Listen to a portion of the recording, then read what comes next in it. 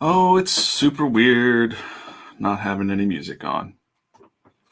If you're watching this in a replay, this is the deep work stream. Basically, me making comics, stream of thought. So this should be storytelling, but mostly I'm going to try to talk about what's going through my mind when I'm drawing some comics here. So I don't really pay attention to a lot of who's watching the stream live. It's just I'm putting it on, see what happens. You can ask some questions as we go if you are in here live. If you do come in live and ask some questions, I'll look up occasionally, but really it's about me getting some comics done. So we'll get right to that. Cheers. Hopefully you're out there making some comics and not just sitting around thinking about it. I'm all coffeeed up. Originally,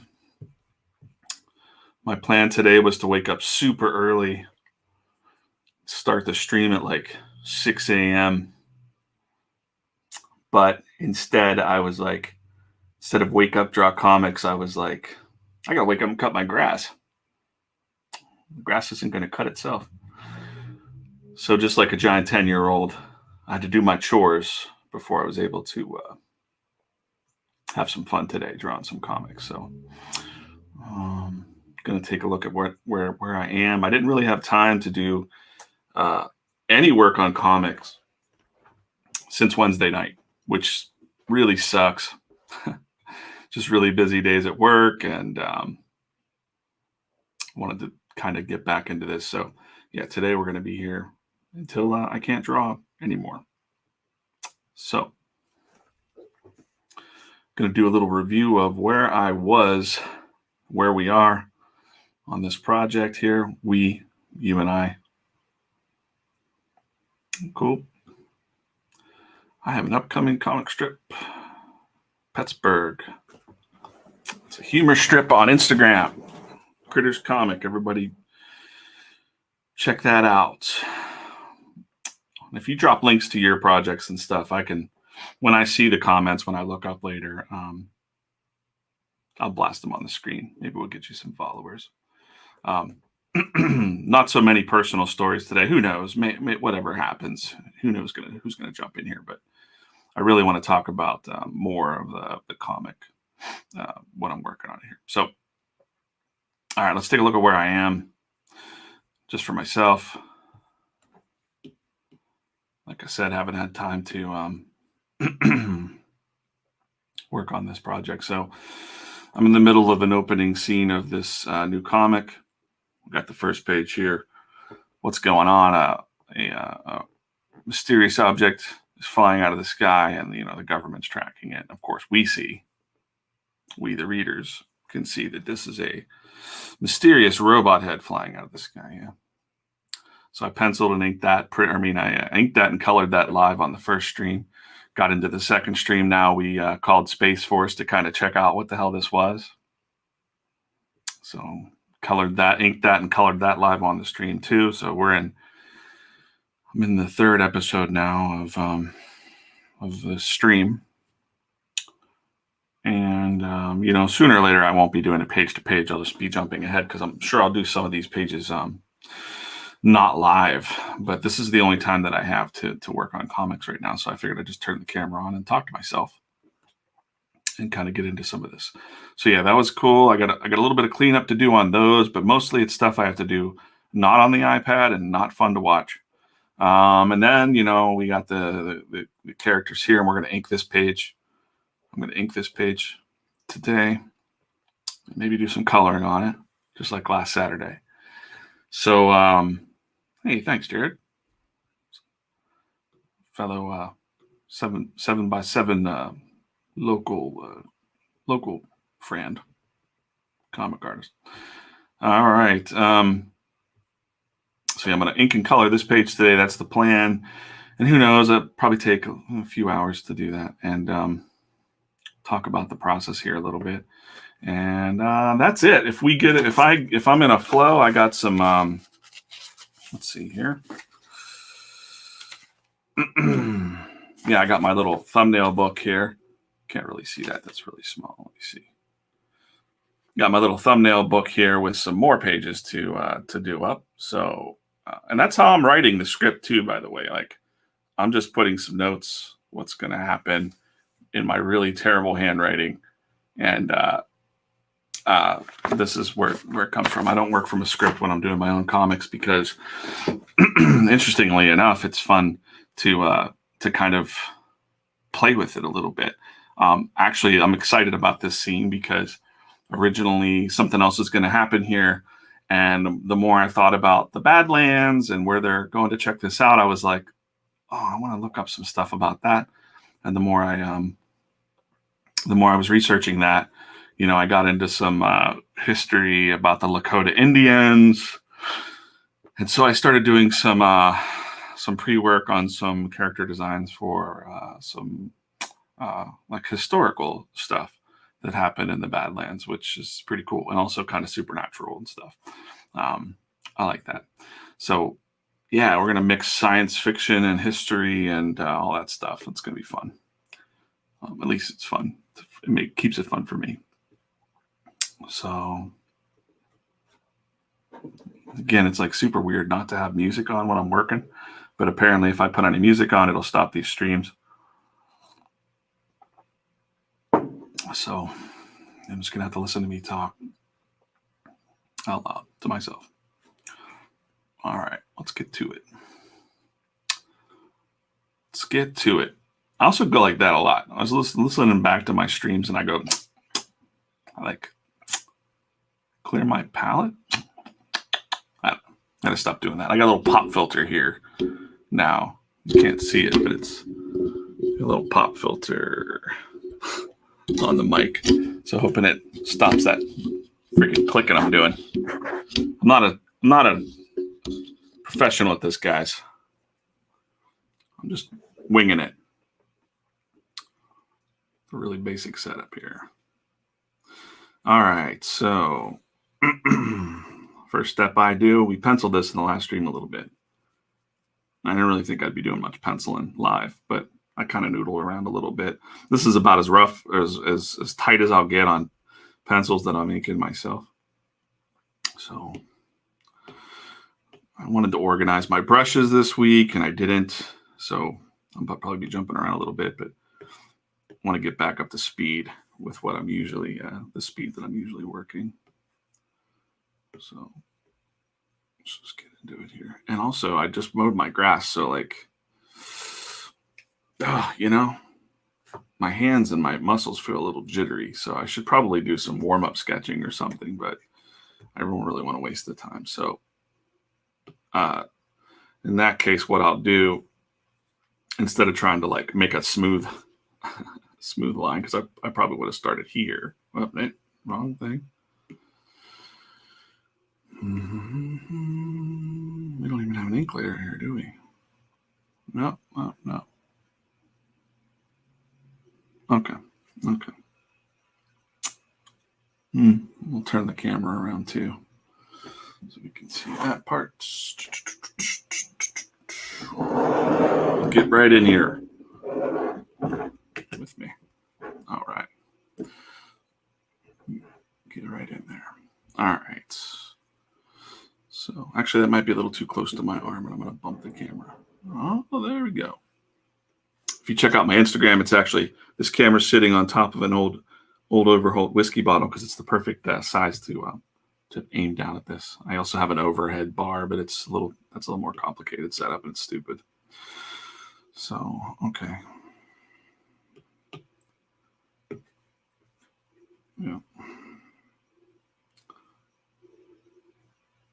Yeah, my hand is really shaky right now because of the. Get it out. It's too thick. That's fine. No. Yeah, so what I was just saying was after you've done like yard work or something, and your hands and muscles are a little bit, warbly. It's kind of hard to get those smooth shapes, but Procreate also has, when I'm drawing this line, even though it's wobbly, it's going to smooth it out for me right there. Boom. Yeah. So I can kind of take it a little slow, and it can be wobbly like that, and then it's going to smooth it out when I hold touchdown. What I was going to say, like when your hands or you're doing warm-up stuff, these mountains are perfect for that because this doesn't really matter. And I kind of, you know what? I saw that there's another ink panel here, and that should be down in here, and these should be merged. Okay.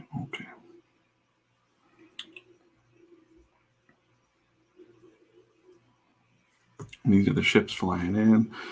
So yeah, the warm-ups to get my hands kind of okay would be, let's just get flowing with some skylines and just, they're just contour lines and basic shapes and stuff. But the mountains, since they're fidgety and rough out in the Badlands, and I got some reference too I can look at, but I know what they look like. They're real rocky mountains. So like to loosen up my arm a little bit here and my fingers and wrist and get that shakiness from physical labor out. This isn't bad to do. Just a little bit of noodle in the mountain range here.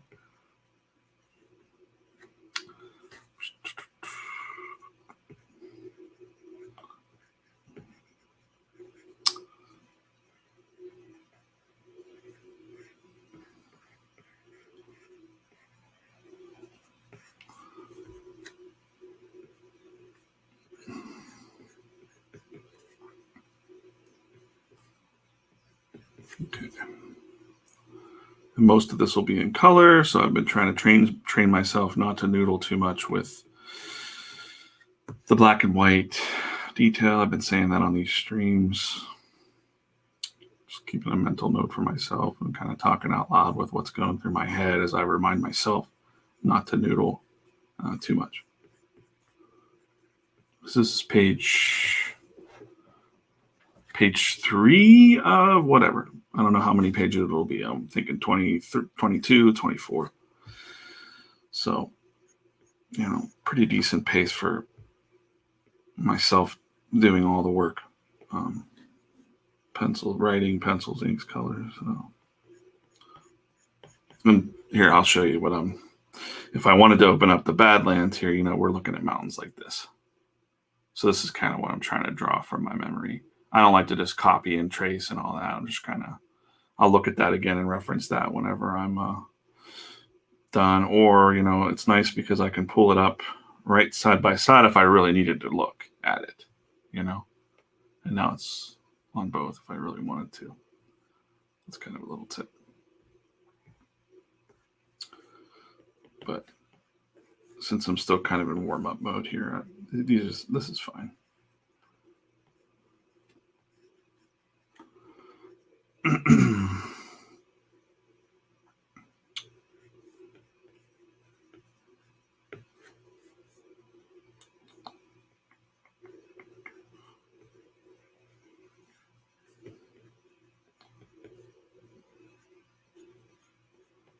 I thought maybe I could get away with playing an audiobook on my stream. But then I'll just listen to that and you'll be listening to that. That's no fun. You never know what kind of story might pop into my head while I'm drawing too, because basically if I'm just having memories as I'm drawing, I kind of just will say out loud what I'm thinking, if it's proper. If it's not a proper story, I might not tell it. Let's get me in trouble. Nobody wants to be in trouble. So yeah, I was thinking about the Badlands, and I remember going there when I was a kid. I didn't really respect it as much. We were traveling across country, and when you're a kid, you're on a road trip, and like, oh, cool, mountains. But it really stuck with me, that place. And then I thought, as an adult, I was like, man, Deadwood was out that way. And so you think Wild West or like Westerns, and Deadwood and things like that, you don't really think of I mean, I didn't think of South Dakota. I'd always think like Arizona and Western towns, But no, South Dakota's got all those towns and a lot of old history there, gold rush stuff up in the Black Hills. And that's what got me thinking about history. And I'm like, man, I'm not just going to, I don't think just because the mountains are cool looking and it looks like an alien planet out there. I thought, well, there's more to this. So when I started looking up the Badlands and seeing like Lakota mythology and lore and stuff like that, I was like, that's freaking cool. Like, that could be a comic book on its own. Some of the stories, but not very happy stories.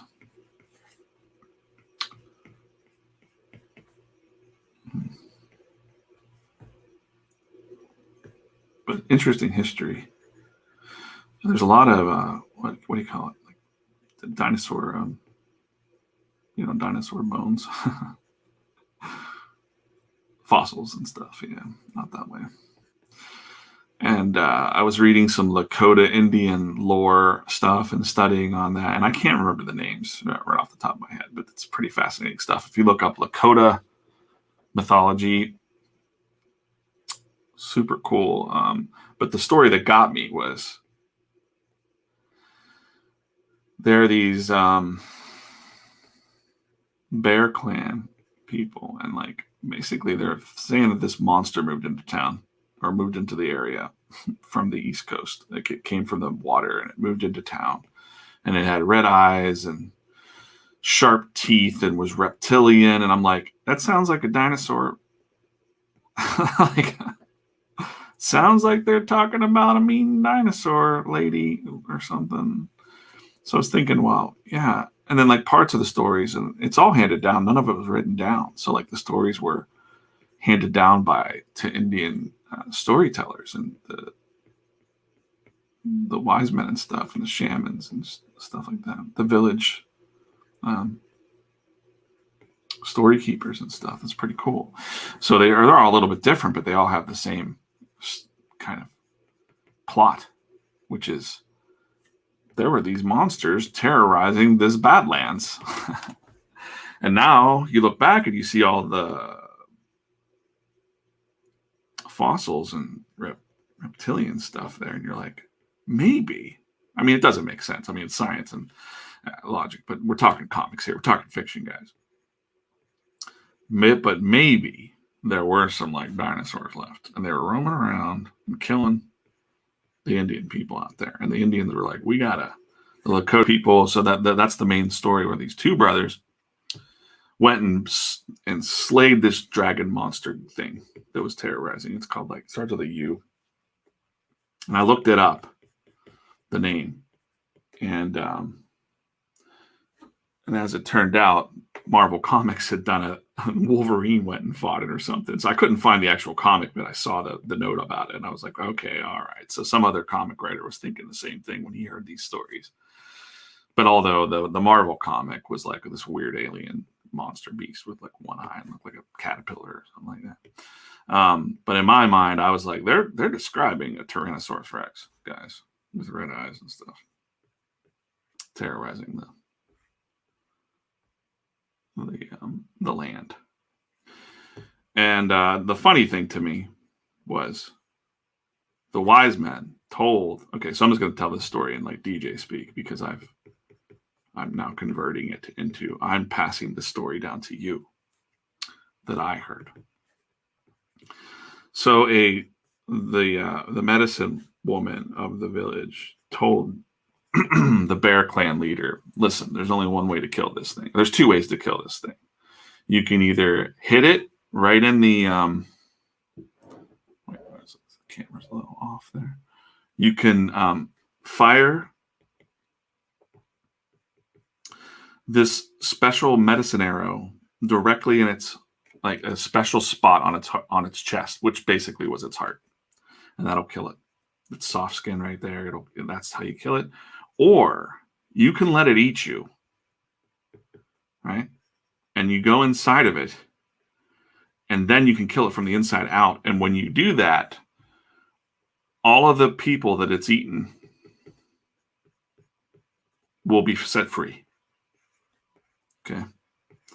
So the leader of the Bear Clan, this hero, he's like, I'm going to go free all of the people that it's eaten. So he just goes and bravely fights it and lets it eat him. And that's it. It ate him. So no good. But then like these brothers in the Lakota there, in the Bear Clan, they were like, this thing killed our top leader, our hero, the Bear Clan leader. We got to go kill it now. And that's when the medicine woman tells him again, well, you can fire this medicine arrow directly in this special part on its chest, and that'll kill it. Or you can let it eat you, and then it'll free the man that just got eaten. And the brothers were like, nah, we're not letting this thing eat us. Come on. I mean, I don't know if they said that or not, but I'm thinking in my version of the story, they're like, yeah, thanks, medicine lady. That really worked out for, the chief. So they go and they kill the monster. They kill it. They shoot the arrow right into its heart. And, probably any arrow would have done, but it was a special medicine arrow. And then it withered away in pain. Okay, so that's the Lakota legend was this giant monster withered away in pain. And when it did, it created all these grooves in the earth. Right? It just was like, ow! And like the land was disrupted. And also then all of the other skeletons that were in the Badlands were the remnants of the babies of this thing. Now, we know that that's not true because we know there's multiple dinosaur fossils and things like that. But isn't it interesting that like these stories, I just thought, well, man, maybe there was like a remnant breed of some kind of little mini dinosaur that was running around snagging people up and eating them. And these braves did kill it. And then it became a legend.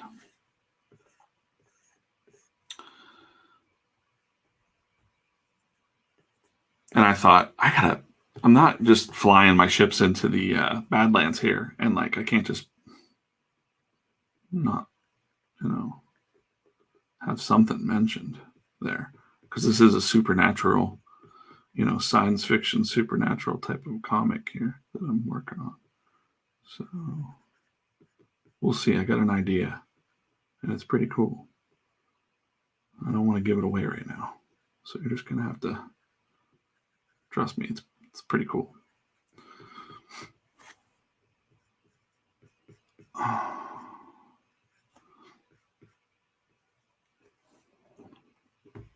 And that leads me to let's just keep on this the frame of thought about the American Indians and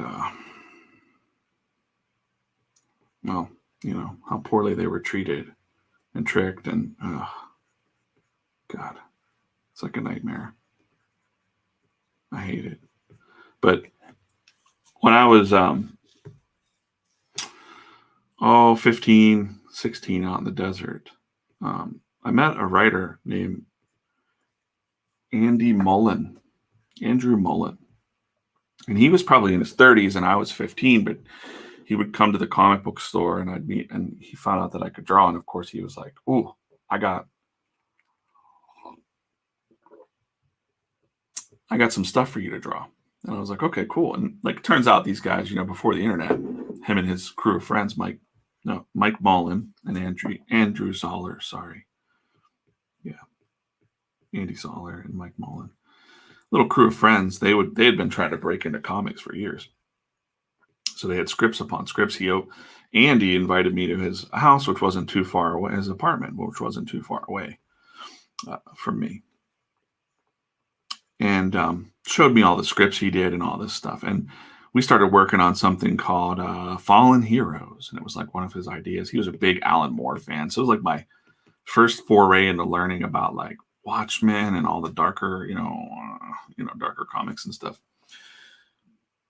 And yeah, it opened up a new world of comics to me, but I still wasn't into it too much. I still was like in Spawn and Spider-Man and, mainstream stuff. But Andy, one of the characters in Fallen Heroes, so Andy just had me doing some character designs first, and then we were going to get into some pages, and he was going to submit it to publishers. And this is like 1990. I want to say it's like 1992 or 93, maybe 1992, 1993. It was right when Jack Kirby passed away, I think. That's how I kind of marked this time frame in my mind, 93. Anyways, one of the characters that Andy had was he described it to me as, it's an Indian war brave. And that was it. And like, it was just like, because I'm thinking like Thunderbird, like from X-Men or whatever. That's what I was thinking. I'm jumping onto this next panel already. But okay, so this Badlands panel looks pretty good. I'm going to be able to color that in. I'm pretty confident that I'll make it look like the picture there. Cool. Get a little closer for everyone. See, so I noodle a little bit. My hands are feeling a little bit better from, yard work. Anyways, back to the story. So I draw this very stereotypical Indian. Now, keep in mind, I'm 15. I don't know anything about anything. I'm just stupid. And I draw this stereotypical, Indian warrior. Looks like Thunderbird, really. It's good, but he's got feathers and he's got everything is stereotypical. Oh man, why isn't this? Might need to restart Procreate. Okay, I'll do that. Get rid of all these other things.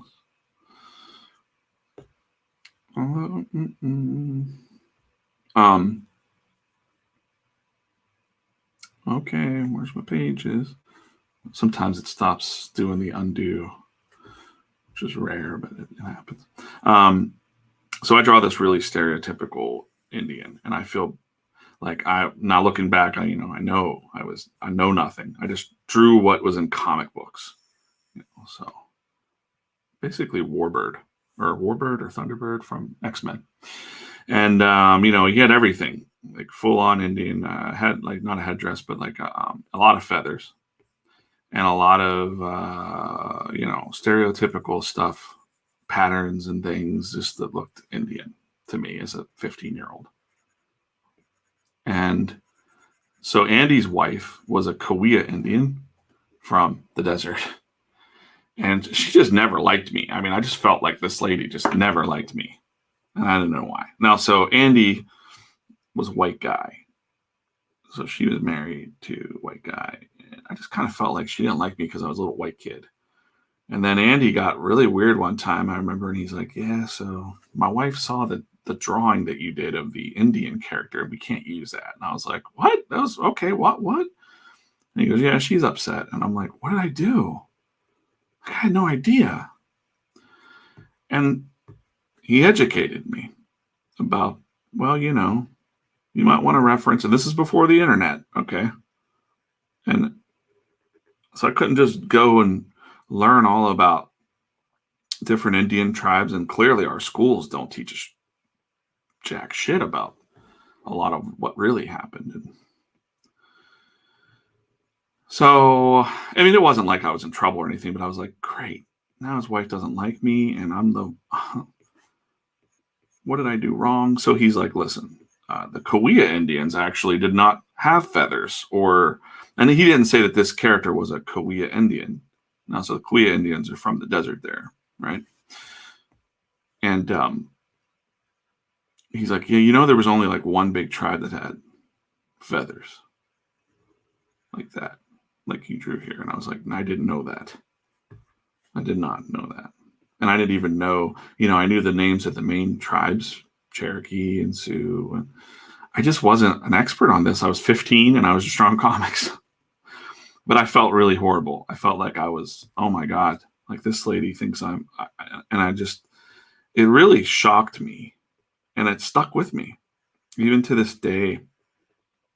That I'm really careful about cultural things, So Andy taught me that, the writer, Andy Zoller, was like, sometimes, you don't want to just draw what stereotypically comes to your mind if you're not educated on a topic. You should probably educate yourself a little bit on what you're drawing. And so ever since then, I don't like token anything.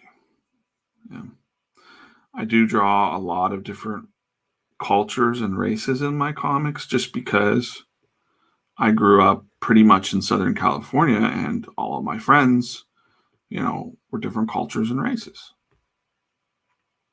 Now, living here in Little Scottdale, PA, where I'm drawing right now, mostly white people, mostly white people here. And that's what I grew up knowing until I was, 11, when we moved to Southern California. But then after that, all my friends were multicultural. But I felt horrible. Then I was like, oh man. And there was a couple other times I was at Andy's house and I'm like, oh my God, his wife hates me. I'm the white kid that drew Indian and she's mad about. And she probably still hates me to this day. No, probably not. Andy was a good guy. And I always felt like those guys should have broken into comics at some point because their scripts were really fun, but it was a different time. No internet. If you didn't get to the shows and network your ass off or be in Anaheim or New York or San Diego, you weren't breaking into comics really, unless you had money to publish yourself. So that's what's made me always culturally aware of what I'm drawing. Was that experience when I was 15 or something like that. And,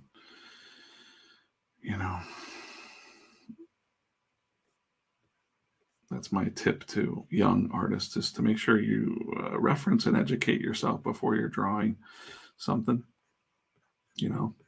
Understand a culture before you just, don't do that. And so even in this sense, I was thinking about it because I'm like, here I am. I'm not just going to, I could just draw the Badlands because it looks cool or whatever, but I'm like, there's some history here and I got to reference it. I can't just be like, look at these cool mountains, guys. So I found a way to kind of slip some stuff in there that kind of adds some, maybe a little bit of education too. And that's fun. That's fun because someone might see a comic book and be like, what? I didn't know this happened there. And then they might read about it. Oh boy, that's okay. A little wobbly. I don't know what there's a special symbol here that I got to draw and I forget what it looks like. Let's go in. Let's go and see if I can find it. No.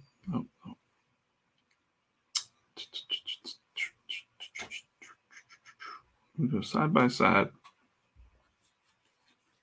See, I was looking up some. This is the medicine woman, the owl maker. That's another cool story from the Lakota Nation, was that when you die, you can't get into, so you meet this lady and she won't let you into the afterlife unless you have the proper tattoos, the proper markings. If you don't have those tattoos, you wander the earth forever. And I was like, oh, man, that is a cool, that's not a cool story, but it's like, that's quite a story to hear if you were a kid. All right, so I'm looking for the space.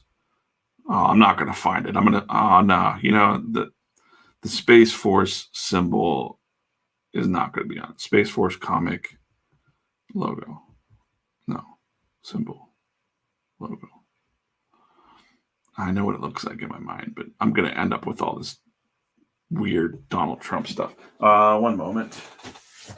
Let me find the book. All right. Get right in here, because we'll just take a look at the book itself, because it's on all their patches. It's actually on their helmet. It's pretty simple. Okay. Well, there it is right there. So, that guy. Well, you can't really see it, but that's it. All right, that's easy enough. It doesn't have to be the same. So I'm just going to set this down and sketch this out. So what do we got? It's kind of like shaped like that. Oh, it's simple. It's real simple.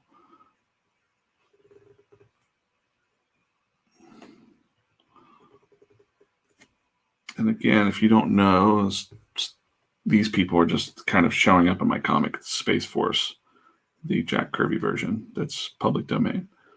They're just kind of they exist in this world, but they're not main characters or anything like that.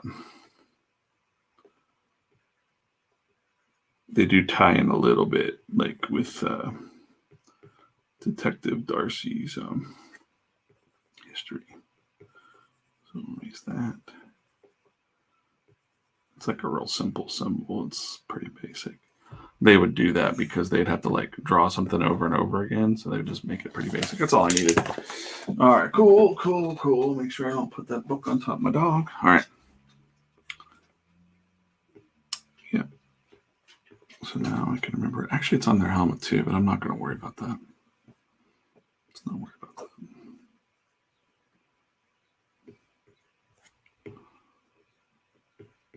A little bit more noodle in behind the seat there. All right, cool.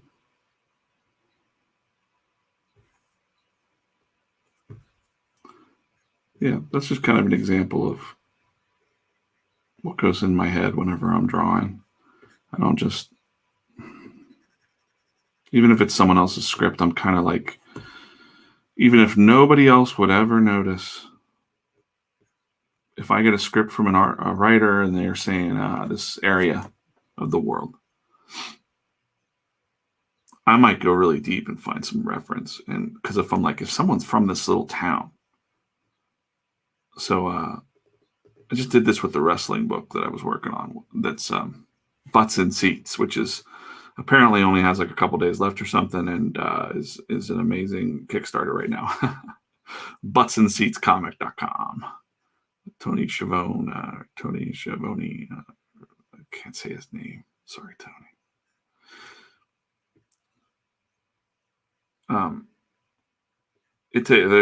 The scene that I drew in that book was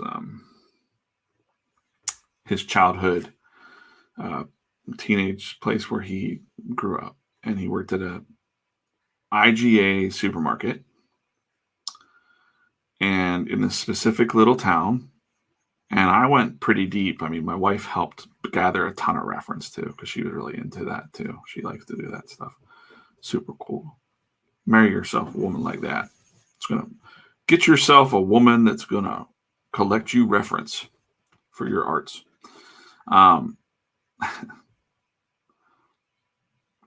Marry that girl. If that girl's looking up reference for your comic book pages, you better marry her or you're stupid. But anyways, I tried to make sure that if somebody is from that town, well, I mean, I know Tony was from that town. I wanted the neighborhood to look authentic. I wanted the IGA to actually be the real building. so like when Tony looks at it, he goes, "How did he know? What? That's the logo from back then and everything." I wanted him to feel familiar with it. I thought that would be the win. I haven't heard anything if he said that or not, but I'm hoping Tony will never watch this, and probably nobody involved in this thing will ever watch this. But I really, and look, let's jump to it. Let's just jump to that scene right there. I'm talking about it, and it's right here magically in my comic. For instance, like this is Buffalo Gap High School. I found an old photo of it, and so I drew the actual building. And we had the reference for what Tony wore to that school, so there you go. Tony with his 1970s get up. But that's the IGA supermarket. And there were even like, the hand-painted, eggs, 49 cents in the windows. The style of car that might have been in the parking lot, right? The neighborhood. And even the way that like the neighborhood was lined on some of the, I don't know if he lived in this neighborhood, but his Uncle John didn't live far from the IGA because that's in the script. He would walk to Uncle John's house. So I actually went to Google Maps and looked and kind of virtually walked down the streets and took reference for where, I don't know, this might have been Uncle John's house. So I take a lot of, what did the TV look like at that period of time? Boom, that's a TV model from that time. We actually found reference for that too. So, what does a sandwich look like in that 1970? That's a sandwich, right? Or that's a sandwich. Anyway, I'm doing that with everything. And I think that, if you're a good comic artist, you're trying to make it so, especially on a comic like this. What else? There was something else in this comic that I was like, oh, I want to see what the flyer looked like, the flyers and the tickets for the event. So like the ticket for the event might have looked something like that with the actual Mid-Atlantic Championship Wrestling on there. So I just wanted it to be that if Tony saw this, or if somebody else that lived in that area was like, did this guy come here? Virtually, I did. So same thing with the Badlands. I want, in my mind, I'm like, if someone knows any kind of stories of the Badlands, and then it comes up, they'll be like, this guy did his homework. And that feels good to me. And I like the idea of learning. Someone might learn some stories and the actual real history that happened there in that area at those times. And, and people might know names like Sitting Bull and, some famous Indians, but they probably don't know that Bear Clan story. Probably not. And stories are interesting. Sometimes they're metaphors, right? But comics and the comic culture too. We got a real learning opportunity. I'm 45 years old, and I did not know. Okay, this is embarrassing to talk about. I'm embarrassed to say this. I never knew anything about the Tulsa race riots until I watched the Watchmen TV show on HBO.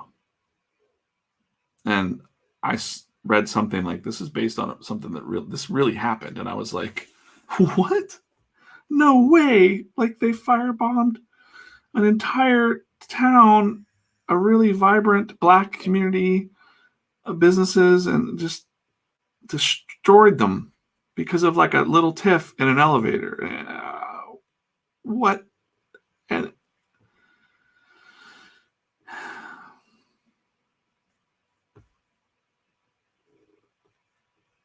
yeah, it really bums me out because, that bummed me out. I was like, I can't believe I never was taught this in school. But comics, or, this was a TV show now, but it had a comic book fan watching a Watchmen show on HBO, and I learned something.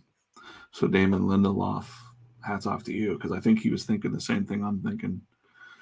And that inspired me to be like, we have an opportunity with comics and storytelling to kind of not just male fantasy stuff,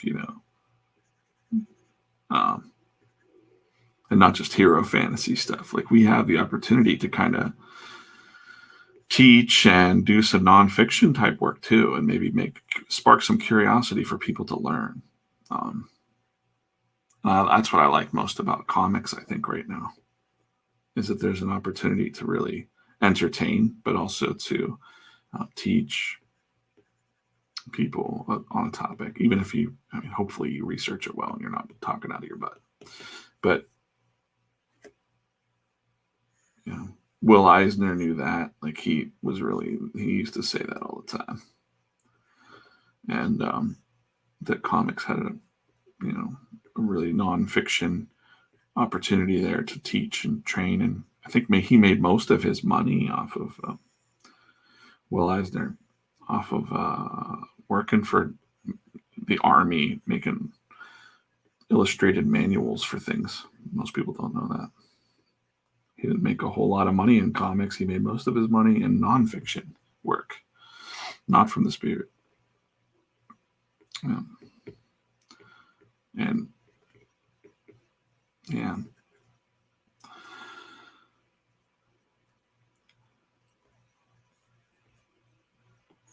And especially for the world we're living in now, too. It's just people are awake and everything's connected. And people are calling out the bullshit. So that's my kind of world. I like that. See where it's going to go. I hope for the best. Mm-hmm. All right. It's looking pretty good. Not bad. Not bad. Oh, coffee break there. Mm-hmm. And then this will be in a cockpit. We're not inside of this cockpit. Maybe we are inside of it. No, we're not inside of his cockpit. So here, but I do want to put his name, Masters, on his helmet. Whatever. Like that. And then I kind of showed it before, but I think this face will be mostly faded out. And this will be glass. So shield, we'll fade it out. And then I kind of wanted it, side by side spaceships. So I don't know how I'll pull that off, mostly in the coloring. So there we go.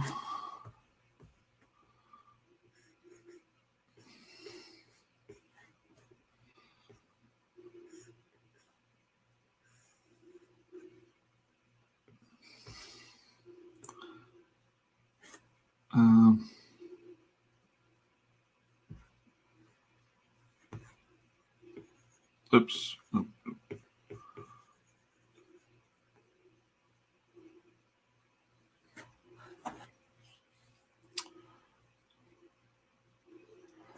Okay.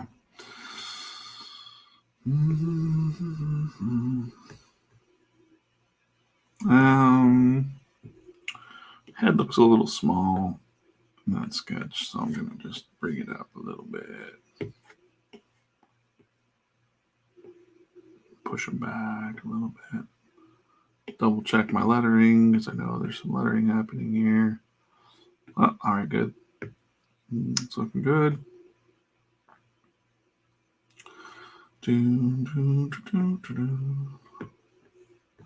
All right, yeah, so this will be mostly, I'm zoomed in way too much. I don't need to noodle too much here, because it's like, basically, you can't see the shapes that'll be in this window, so you just kind of subtly block out the silhouette of the guy. The situation in his helmet here. It's kind of like a visor shield sort of thing.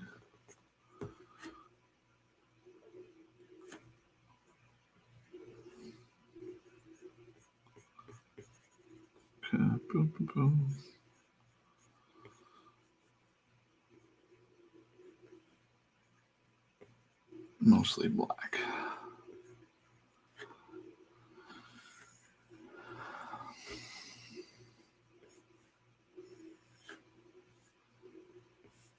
This will be a really dark shield too, so it's going to be kind of hard to see this, but it'll be subtle enough that we'll be able to tell that there's two pilots side by side having a chat.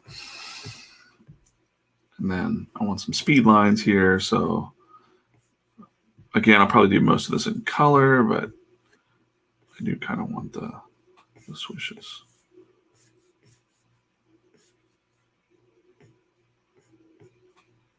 There.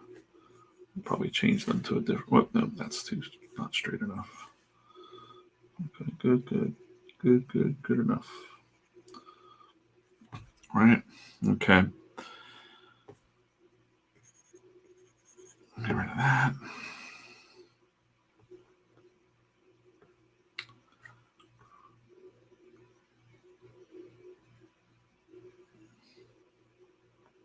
And I kind of designed these ships on the fly on the other stream, so now I kind of know what they look like in my head. They got these like energy thruster things here. It's maybe a little too big. No.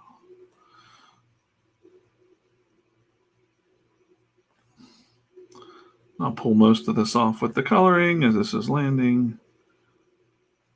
It's fine. I like the idea that there might be a little fin on the bottom, maybe. Okay.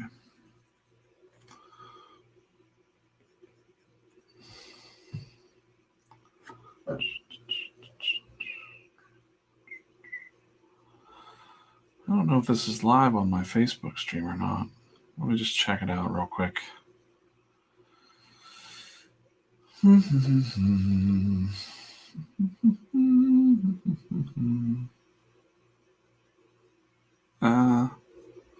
One second.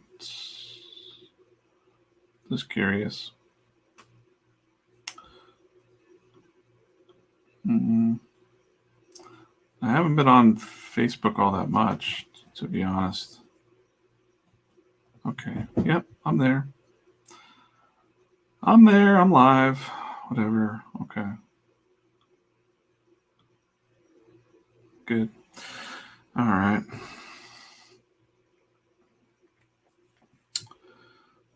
So yeah, I designed these ships on the fly.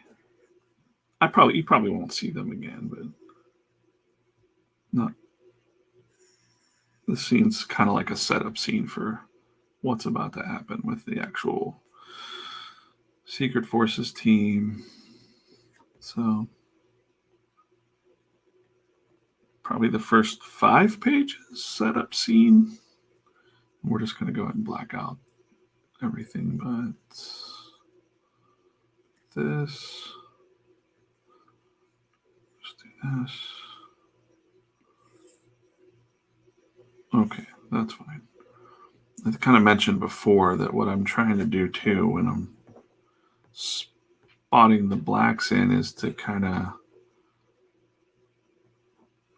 well, I won't show it again, but it basically leads your eye down into where you want it to go. It's a little composition panel trick, so you can watch the other stream and I talked about it there. I don't want to rehash it again.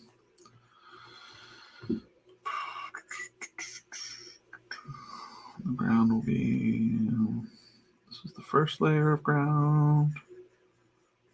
Okay.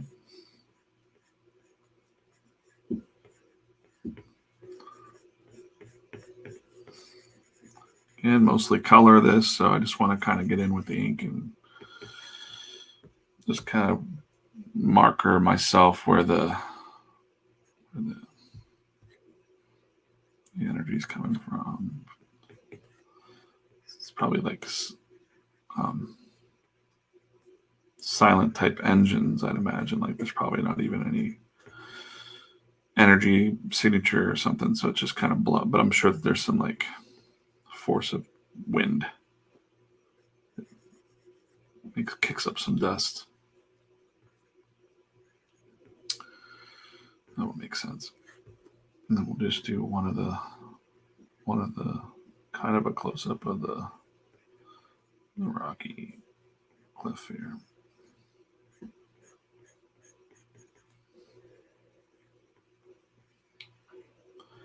And when you're out there in the Badlands and you're looking at these mountains, they got like these, geological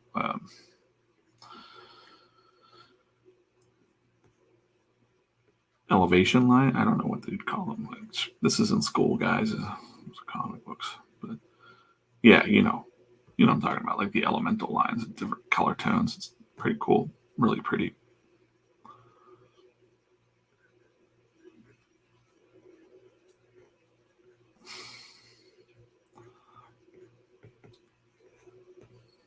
Yeah, anything organic, like mountains or trees or rubbish or whatever, pretty easy to paint and draw. That's probably why Bob Ross was so proficient at painting trees and could teach like little old ladies how to do it, because it's not hard. There's not, like he said, there's no mistakes. It's just, but there's a lot of mistakes. You weren't seeing Bob Ross draw spaceships and stuff, but or sci-fi. Wouldn't that have been cool? I think so. I would have loved to see Bob Ross jamming out some, like, this is the Vulcan landscape.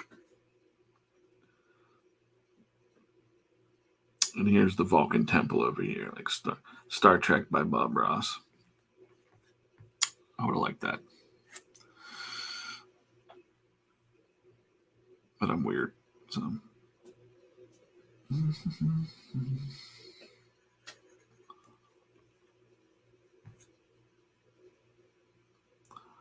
Somebody asked if I'm publishing this or if I have a publisher. And I said no. I don't have a publisher. And I'm not against having a publisher, guys. I just...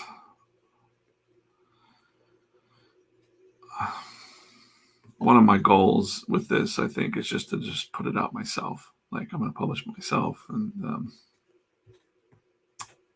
print on demand or direct to you from me kind of thing. That's kind of the goal. I know I messed this up. Okay.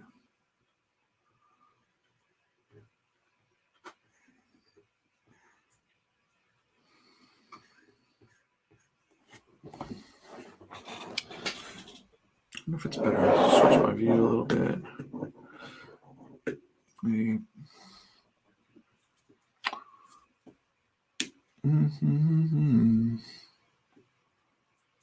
Okay.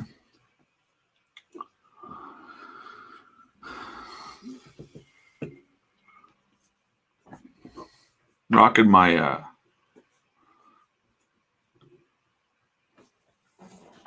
what cartoonist kayfabe shirt. Read more comics.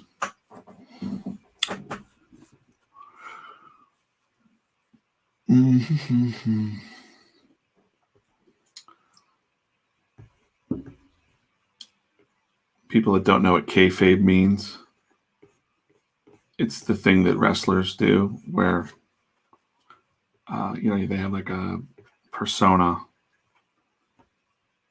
but they don't break kayfabe, they call it.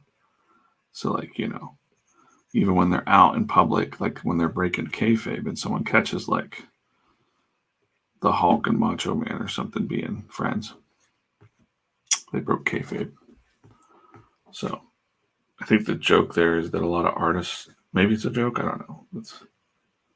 A lot of comic artists are bigger than their, when you meet them in person, they're just normal people. But some of the famous comic artists and whatever are just kind of just normal dudes. But they got this persona that they put on that they're, I think this guy's getting out of the ship. Anyway, I didn't really sketch it out too much. See that? I just put like this little like woohoo shape there. Figure it out. All right. I'll switch back to this mode. Yeah. I don't know. In comics, you know what I'm talking about if you're around comics. There's always like legends about people and stuff, and so that's the kayfabe, I think, of comic artists. The reality is that I don't know.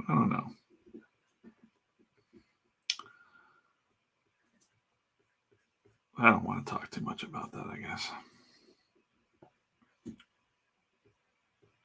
I don't want to give away people's realities, I guess. There's a lot of good stories that go on. Like, I think that Robert Kirkman was on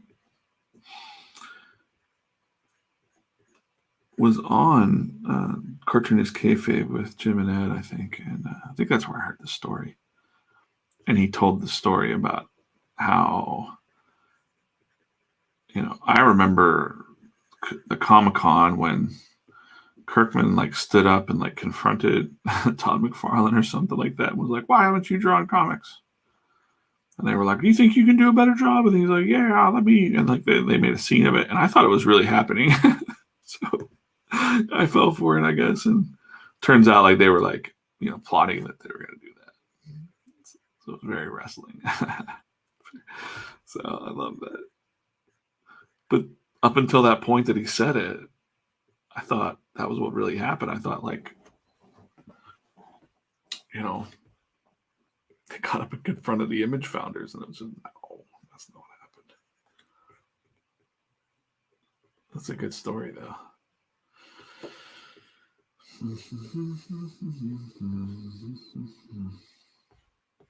Yeah, I'm noodling too much again with this. So this is so small. I shouldn't be zoomed in like this because this is like a tiny panel. If anything, I should blacken this out a little bit because you'll be able to see that it's a figure, from a distance. Like he's getting out of his setup there. So you need some darkness too. You don't want to take away from his shape of a silhouette. Getting out of the ship. Cool.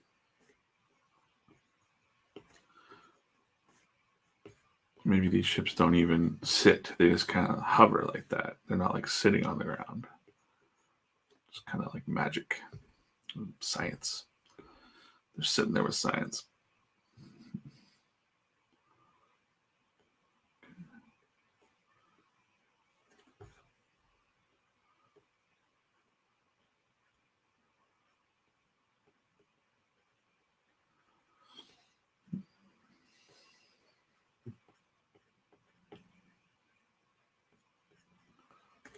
Little shape there. Okay, that's subtle enough.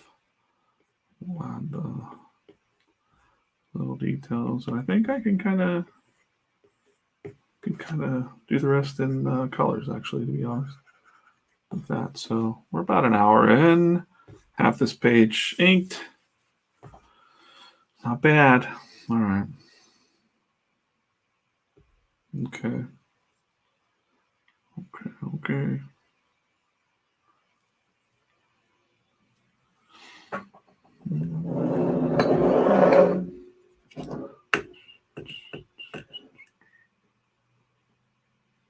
I'm curious if the lighting is better on this side. Let's just check it out.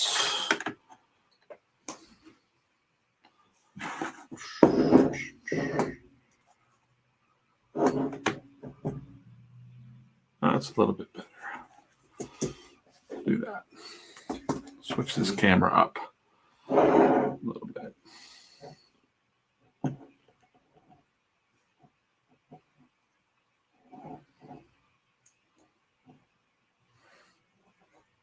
And then I can just switch this a little. Cool.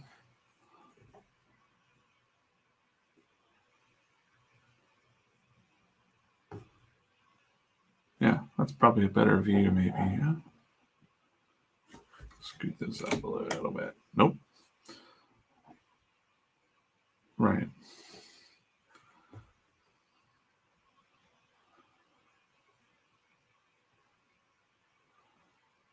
I wonder why there's a faded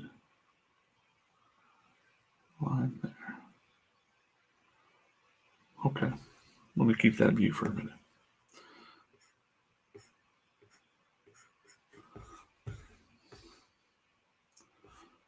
Okay, now into the fun stuff down here. We got the robot head. I think we're going to do that head first. First, I'll do the foreground line.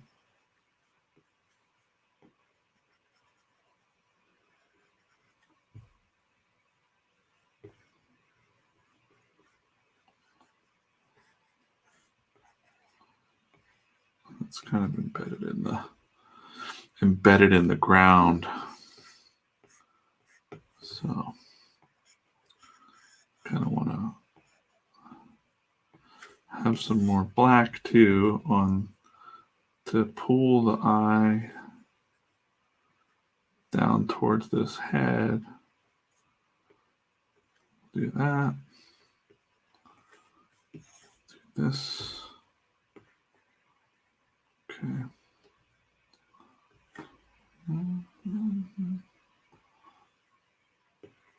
Yeah.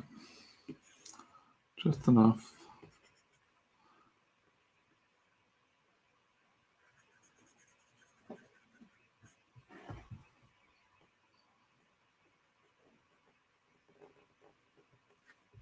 Oh.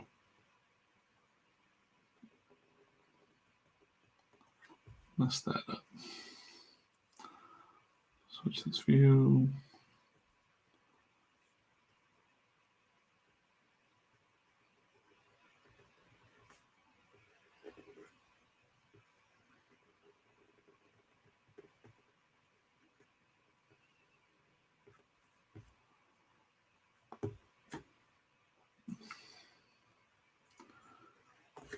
Yeah, mostly I don't talk about the story too much, but most of the comics I'm doing for myself now are like an amalgamation of all of my ideas from the time I was a kid to like adult stuff that I did, published stuff. So I'm kind of putting a lot of that in Secret Forces just for fun. It's like my tool. It's like my toy box.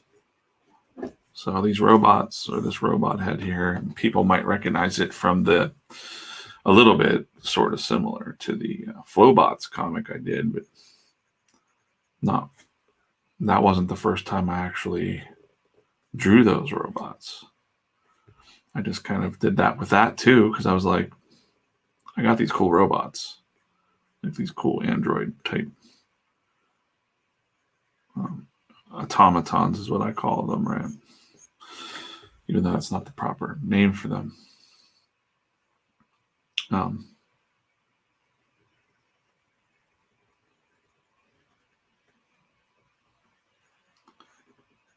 But I got them in my my head all the time. So the first time I did them was for this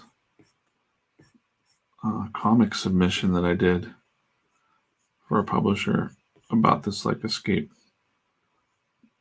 robot, female looking robot. It was pretty cool, and it was part of my portfolio piece for a long time. It was like this cool strung up robot with all these like wires and doohickeys, and it was really crazy looking. And I had it on my business cards and I had it on everything because it was like, this is the coolest thing I've ever drawn. I'm gonna put it on everything. People really liked that, and they wanted to know the story behind it. And those robots, that robot style kind of just stuck with me when I would draw robots. And when I did the Flowbots comic, I kind of borrowed my own designs for that. So I have a specific way that I like to draw robotic android things.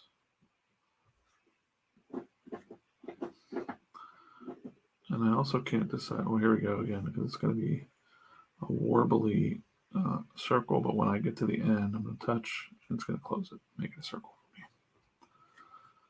So the magic of procreate. Magic of procreate whenever I have had a rough day of yard work.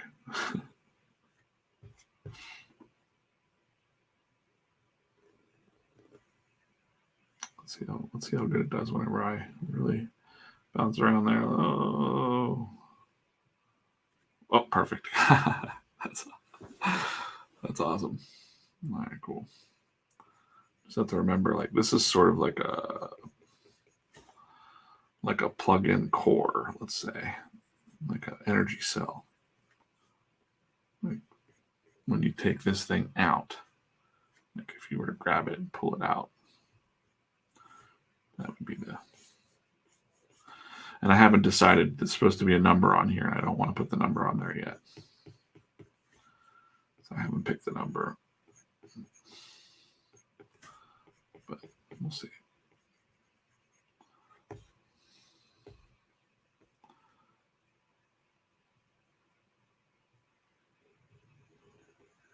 Nope.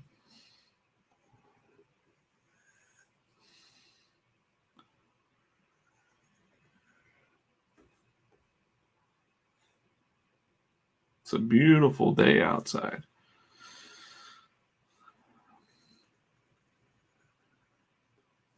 Did some yard work, like I said, just some cleanup.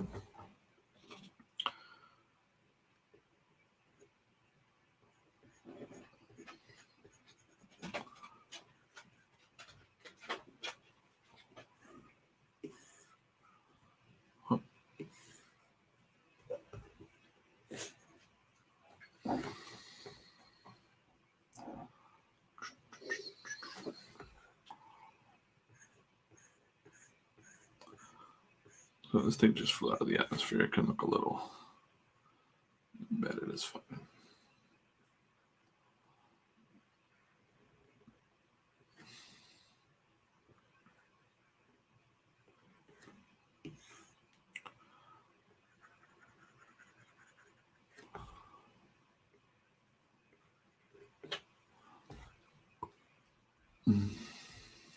I figure out what that head looked like. I'm going to look back.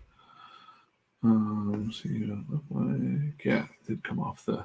I was just looking to see the cheek. It does kind of flow down off the eye just to make sure I got the continuity of what's going on here. So I was doing a good job. All right.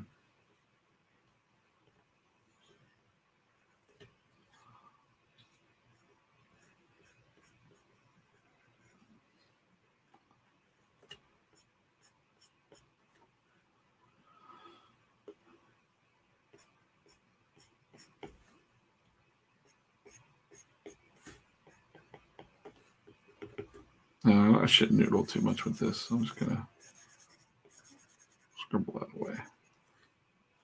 Some texture.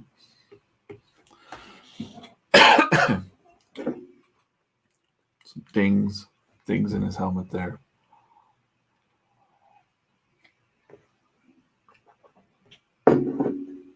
Not his helmet, it's his head. Brad. That's what we named it on the patron only stream there. His name is Brad.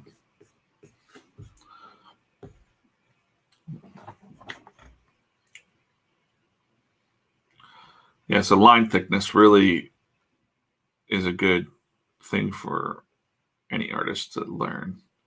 And you know, it's tricky because this is in the foreground, and I want these astronauts to look like they're in the background. So thinking this through, and then also knowing where the light's coming from, and okay, so I'm just going to put another layer here to think about this, just live for everybody. So okay, put another layer here to think about this. So the light here is coming down there. So your thicker line here is on this shadow where the light would hit, right? And we're going really thick because this is in the foreground for just line art. Coloring, we can do a little bit other tricks. But again, light's coming this way, light source up here, maybe even behind them a little bit. So all the shadows are lying on this side of the people, right? And even there. So I'm thinking about that in my mind. And then also, some over here. And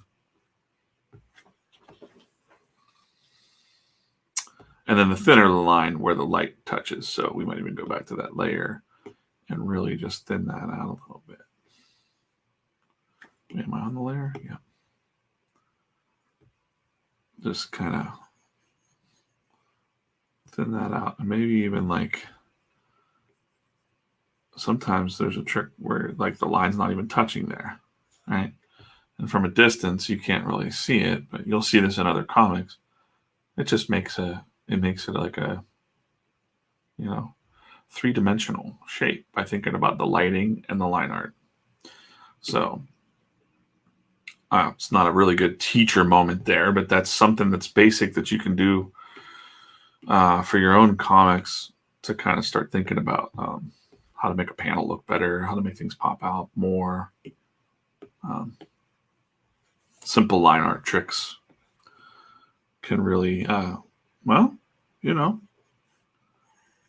it can mask bad drawing too. If you just have your lighting down in your simple shapes and you know how to do composition and whatever, you don't have to be the greatest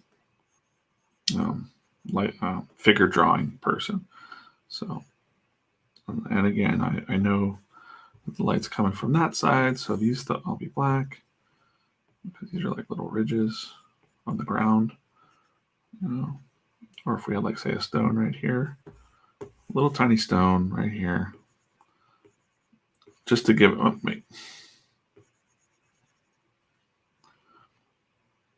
So if I were going to draw like a little rock here, let's just say that's the rock, and then I'd throw the shadow on this side. And it's just so subtle, right? So some artists get away with just going like that. Right? Because you'll see those texture effects inside of a lot of, different artists do it different ways for the different shapes. But when you study even looking at life and lighting, life drawing, you'll see that that's what's going on with, and it makes your ground look a little more believable. Makes everything to look, for that snapshot that they're seeing this page, they believe it. They go, oh yeah, that looks right. If you did the lighting and the composition wrong, that makes the brain just stop. So like people that don't know what they're looking at might say, I don't know what it is about this drawing or this page, but it just looks off to me. They'll say that. And one of the reasons is because the artist didn't understand the composition or the lighting. So even just doing something subtle, even if you're not a great artist and you know the basics of form and structure and how light hits it, you can really pull off better panels. So we got this guy in the foreground, and then I built that up first. We got basically 3 or 4 layers here, like with the foreground, like the ground in between, the embedded head, right? And then we'll have some, probably, let's see, flow through. We got the background of the Badlands, so that's kind of lower because we're down shot. We're kind of worm's eye view looking up, sort of, past them. So, the mountains wouldn't be up here. That's sky. The mountains are here, right? Mountains right there. Those crazy, crazy Badlands mountains. Ridge. And then I'm going to kind of just trace through the head. And then go, okay, now we're starting over here. And that's the ridge that's behind them. And just subtly do that.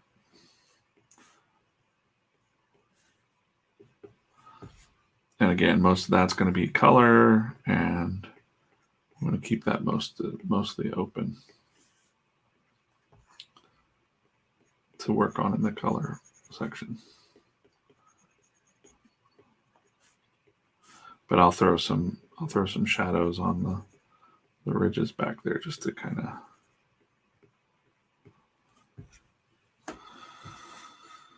know. And then okay, so I've done the foreground, paid attention to line weight. Now I'll go to these guys.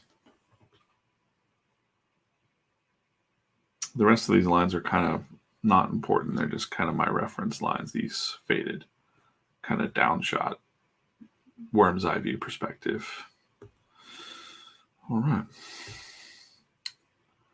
So now that I know that I kind of just blocked this guy out, I'm going to turn up the drawing a little bit.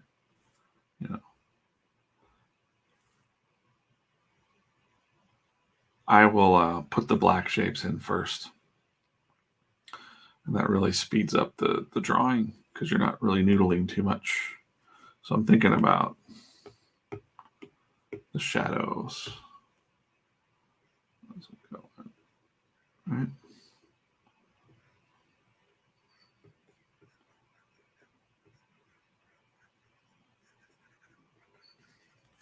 This is kind of like a Alex Toth method. I'm going to get most of the silhouette in there. Make sure it's closed. Drop that line in.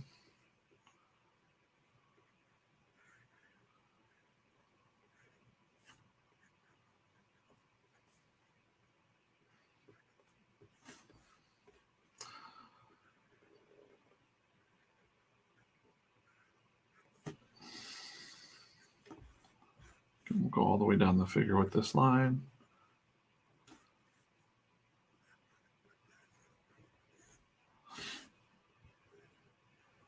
I'm not really that proficient at Chiaroscuro technique or whatever. It's called, like, basically the silhouettes, drawing with like silhouettes, but I'm mentioning a lot probably out loud as I'm trying to think about that, is that you can do a lot with just these shapes and forms to kind of make something look three-dimensional. And also it speeds up the time. So like the comic strip artists, was it Noel Sickles and Milton Caniff and all those guys from back in the Adventure Comics days, they were on tight deadlines. And I believe it was kind of Noel Sickles who came in and, what's his name of his book? Torchy Smith or something like that. It's going to drive me crazy. Oh, I got to do it. Noel Sickles. Torch Smith. Noel Sickles. Okay, let's get in there. Scorchy Smith. I was like Torchy Smith. Scorchy Smith, right? So yeah, let's take a look at his artwork, right? Let's take a look. This is kind of fun. You get in here and, like, he was known for what I'm saying, like, the shapes, the black. That's not a good. Come on, now. I don't need to find a biography of his life or anything. I just need to find like a decent panel to show. So silhouette says this is the Chiaroscuro method, where let's take a look here. Look at that.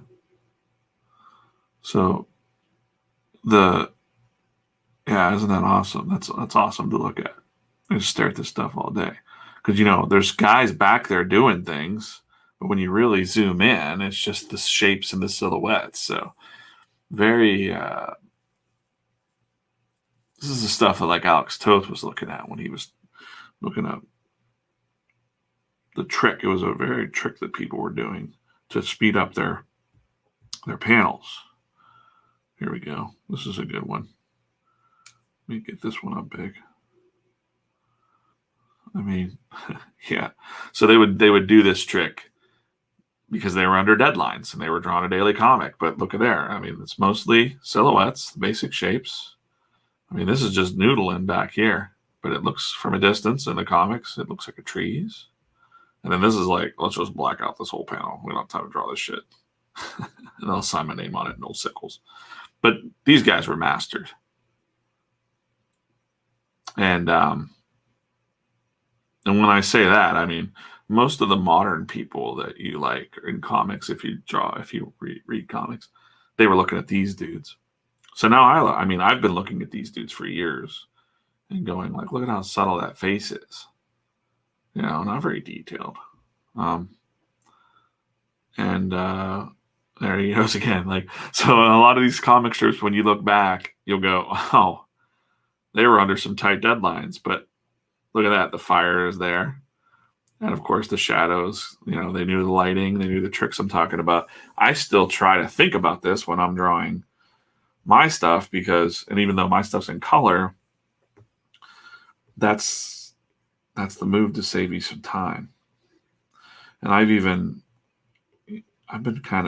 in the other shoes too, where I'm like, someone will tell me like, oh, it took me 2 hours to ink this page. And I would be like, how did they do that fast? This looks amazing. And it's like, well, they know the secret, the tricks. It's fun to mess with too. The Chiaroscuro, like charred, charcoal maybe. I don't know where that comes from. Chiaroscuro technique. This is in school, but look it up. I'm not going to look it up for you. Maybe we'll look it up some other stream. I got to keep drawing. But that's a little known fact that those guys would find tricks to speed up their, like people would say, how are you guys 6 weeks ahead on your comics and you're drawing two daily comic strips or filling in for other people? They would do this technique. And when you really know what you're looking for there, you'll see other people like Alex Toth using it like a master. And, you know, not so much the modern comic book artists. Maybe Chris Samney. Yeah, definitely. You know, there's probably some others. I'm not really reading a lot of comics these days, but I don't see it in like modern comics like Greg Capullo. I think he's more of like a Norman Rockwell kind of guy. Like he's trying to get the expression in it. He's more of like a Norman Rockwell sort of cartoonist. I love his stuff too, but it's just different. Like he wouldn't worry too much about black. He does a good job of everything, but he doesn't draw like Toth. I guess. My opinion. These are just my opinions. I kind of feel like he would agree. I think he'd be like, well, yeah. Nobody draws like that.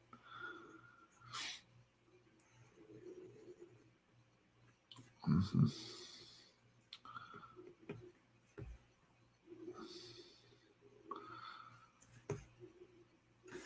Okay, so I'll put that symbol on this side too. I remember it was something like this.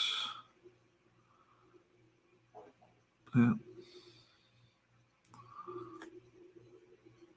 It's funny that it was just such a simple, like rocket shape. But they had to draw it over and over again. So there we are. Like, you can learn a lot from those daily comic guys from back then. And Kirby did too, I think, when Kirby was drawing the Sky Masters stuff. He had to learn those tricks because they had Wally Wood inking that stuff, and Wally Wood would, you know, he probably slowed the process down because his stuff was pretty, it wasn't shortcuts. It was a lot of blacks, a lot of black spotting, and a lot of ink. but he did definitely take his time on the inking of those original strips. Probably the first year, maybe first 6 months of Sky Masters comics were pretty intense, sci-fi Wally Wood stuff looking like. It got more simple over the years, probably because of deadlines, the daily comic strip deadline sort of thing.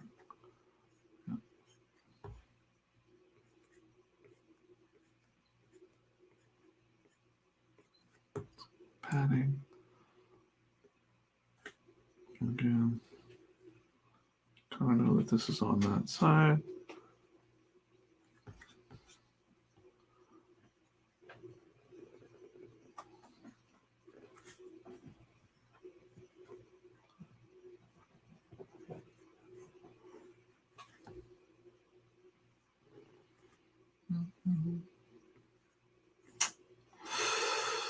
Okay.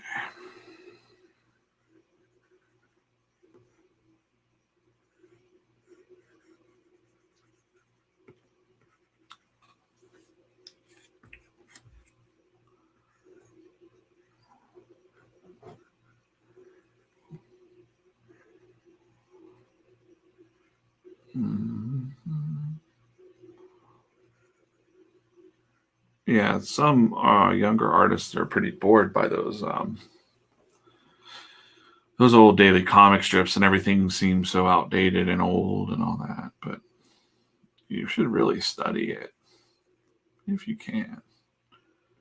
There's plenty to look at online, but just getting yourself a $30, $25 copy of one of those collections of Terry and the Pirates or Steve Canyon.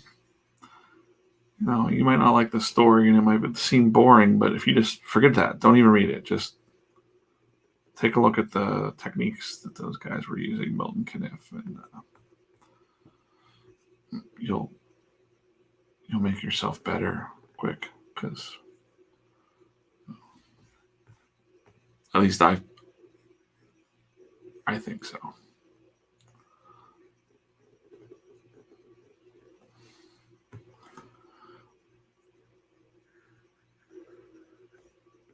Again, we were talking about this the other day, but I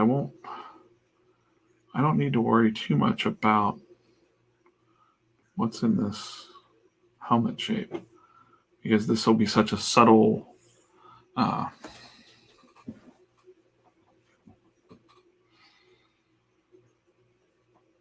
look through the visor, just so we get the expression of his face. Right. Just kind of peering out. I'm really zoomed in when I'm doing that, so I don't need to be that zoomed in, but we can, I like to know that his face is in there.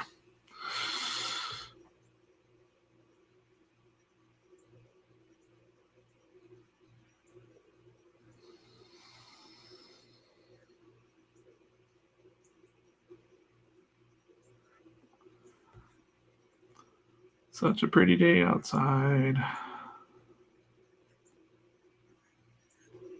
It's really tempting to just go for a walk later, maybe. It's been a weird year, for sure. Oh, that eye's off. Now that I don't want to talk too much about COVID stuff, pandemic times, but for the sake of historical reference, this is in the middle of maybe a new wave of a pandemic, and everybody's been stuck or not caring really if people are just going about their business around where I live. But I'm fully vaccinated for a few weeks now, and we went out to dinner for the first time, really, like a real sit-down dinner. It wasn't like a bite to eat. It was like a real dinner. And it was nice. We're still distant from people, but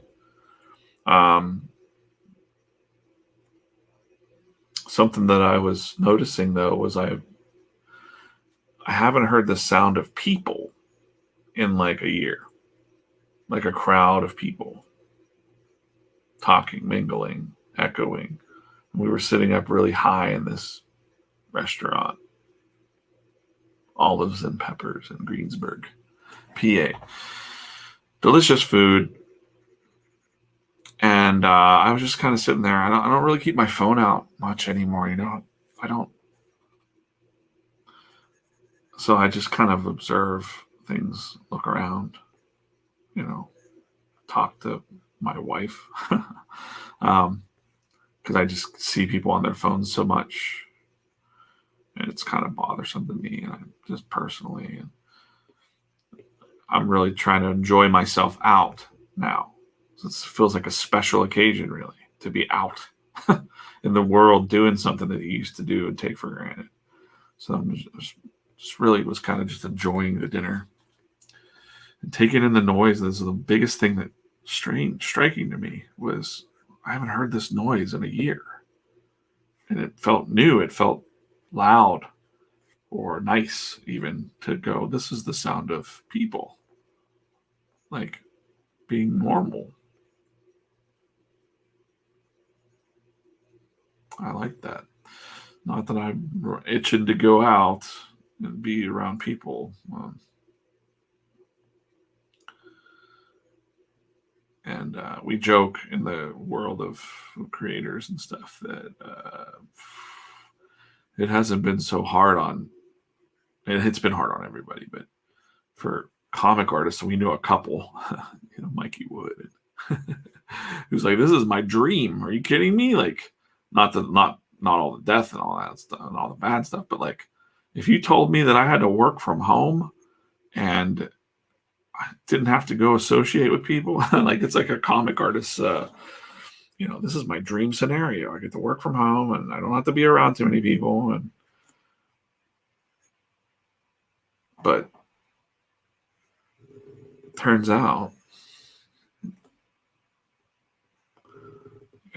definitely kind of missed it. Even though I listen, you know, if you're listening to what people are saying, then it's kind of annoying. I try not to. I try not to listen. Because then it ruins it. Because I'm sitting there, we were waiting to get into this restaurant that we had a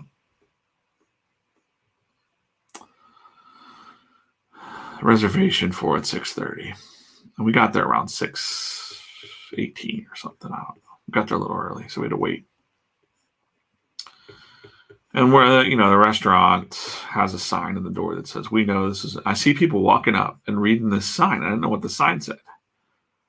And people were walking up, reading the sign, and then walking away. And I'm like, so my wife got up and she looks at the sign.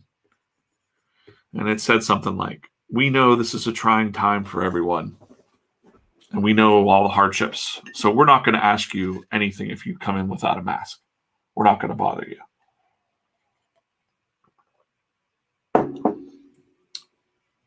And I saw people walking up, reading that sign and being like, oh,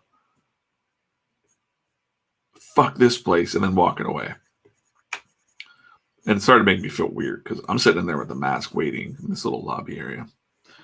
And this old couple is right across from us. So it was really hard to not hear this conversation that was happening with their friends. Like two more of their friends came and they're going to have a nice time out. They're not wearing masks. One of the old guys is like, oh, I'm surprised you're even like telling this little old lady. She's like, well, I'm going to get my second vaccine soon. And he's like, I'm surprised you even have a mask on right now. Like, what's wrong with you? And I'm like, oh, man, guy, what are you doing? This lady could die. Like, I don't know, whatever. And I'm trying not to listen. I'm like, la, la, la, la, la. What kind of stories are in my head right now? But I couldn't help but listen because then the guy starts shitting on the fact that people are wearing masks. And I'm a man and I'm sitting across from you, old man. You're dissing me when I'm sitting there. Just be cool, man. Stop talking about people wearing masks and not wearing masks. Just wear your mask or don't wear your mask. I don't care anymore. If you're wanting to live dangerously, fine. Do it. I don't care anymore. But I'm sitting there with my wife. We're wearing a mask. Nobody wants to wear these masks. Nobody wakes up every day and goes, can't wait to wear my mask today. The point is like the guy's sitting there and he's dissing people that are wearing masks, and we're, a younger couple, I guess, compared to these old farts. I'm 45 and my wife's, younger than that. But sitting there saying it. Oh, I can't believe people wearing masks are stupid. And I'm like, I'm sitting right here, dude. I'm sitting right here. And I haven't been around people for a long time. So I'm not going to say anything. Like, shut up, old man. That was in my head, though. Like, hey, why don't you bugger off? I didn't. But it was in my mind. But I was like, I'm going to leave him alone. Because the sign on the door is true. People have been through a lot this year, and I don't want to make it any worse. This guy's making it worse because I just was like, I want to go home now. But I'm glad I stayed. I'm glad I enjoyed my time. And I had a lasagna the size of my head. I didn't eat it. I ate like 2 bites and I was like, okay, I'm full. Because that's another thing about pandemic time here is that I got used to not being out and not eating that amount of food when you go to a restaurant. Like, they overfeed you and all great, we're all fat, America. But I got used to not eating as much. So now the 2 times that we've been out pretty much this past year, or we've gotten food out, or even times when we've gotten takeout, like, it's just too much and I get full. So I got like a whole lasagna sitting in my fridge right now that I'll be eating. But I mean, that ends up being a good value then, right? But it's one of those things. So 2 things. I was like, wow, there's a lot of food on this plate. And wow, this is what people sound like. This is what a room full of what do they call that? The ambient, the ambient noise of people, a crowd. And I kind of liked it as long as I wasn't paying attention to what people were actually saying.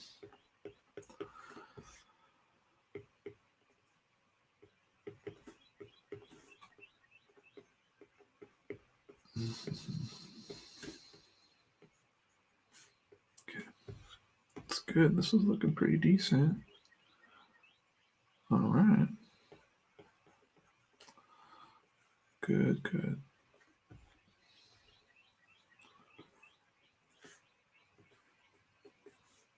I don't even know why I was thinking about that right now.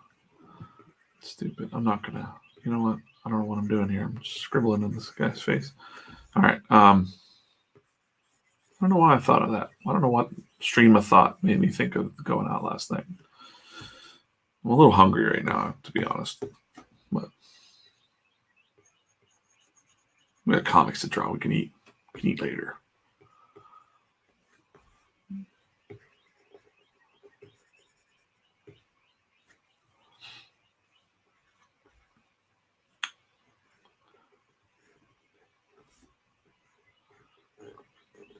Again, I'll do the same thing I was talking about earlier, where I'll just bust this main shadow right here along this leg, all the way down to the shoe. Close that off. Zip that.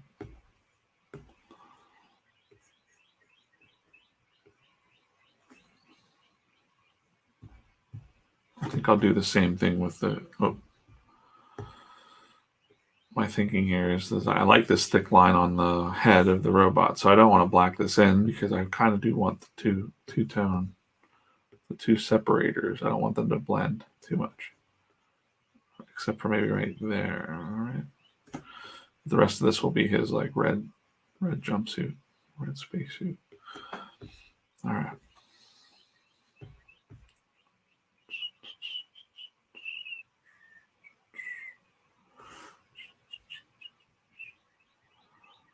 See what's going on here. Yeah.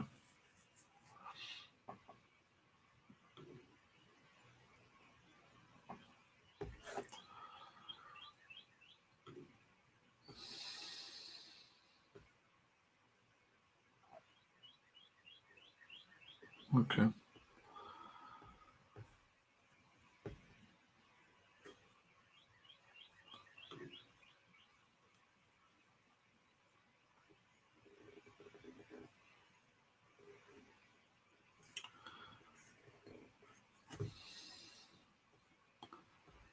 Should probably think about this. I'm just going to finish this hand here that's kind of reaching out a little bit. And it's not just the fingers, so it's like it's in a space glove or like a glove. So kind of keep all that in mind when I'm drawing this hand. And again, the lighting happens for the fingers too. So everything that's inside this hand, it's like this. No.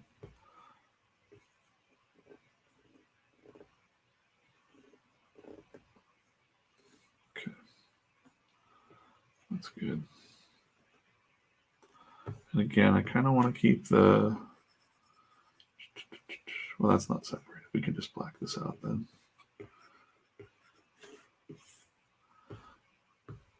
But I do want to have a, oops.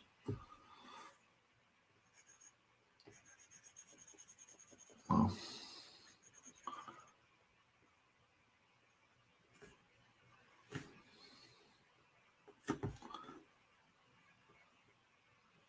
if I can get the brush to do what I wanted to do here.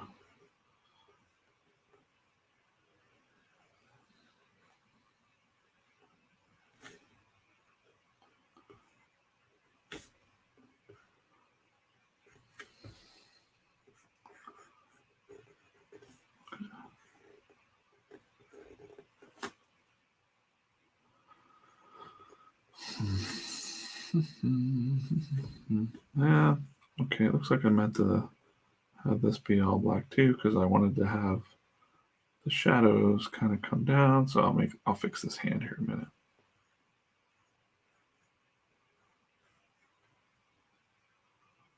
So I'll do that technique where we just fill in the blacks a little bit. Oops. Nope.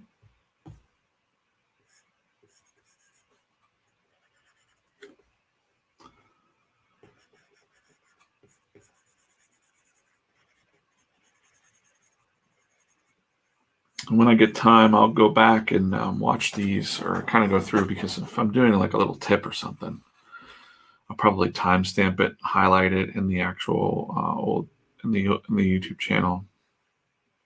I don't have time to be editing too much video, but if there's a cool tip or something like that, Chiaroscuro technique, I'll highlight it for some artists to check out and link to it on socials so that we can just jump to right. You can skip over my dinner stories and jump right to the comic making tips.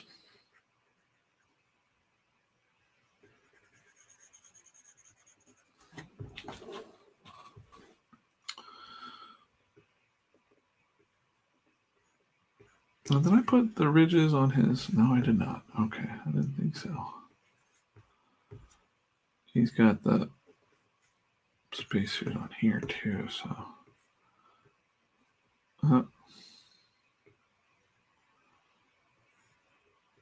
Okay.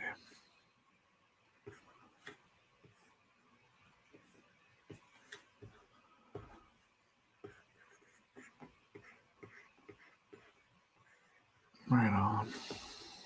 That's better. Well, one thing that's messed up here is that this hand is not supposed to be this connected. Look, it looks like he has a big hand with his thumb on the wrong side. But that's actually, this hand is going like this, right? And this hand is his other hand in the suit. Whoops. Got to get that right.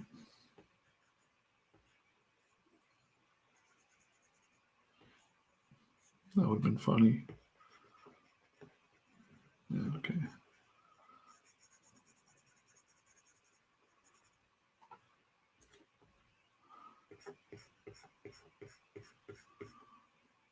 Very good. All right, that's better. It doesn't look as connected anymore.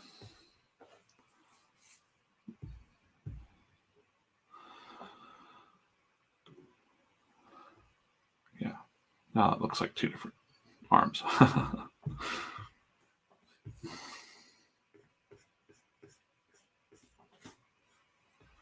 Okay, that's fine. I'm going back and noodling too much over these panels. So back to this main figure here.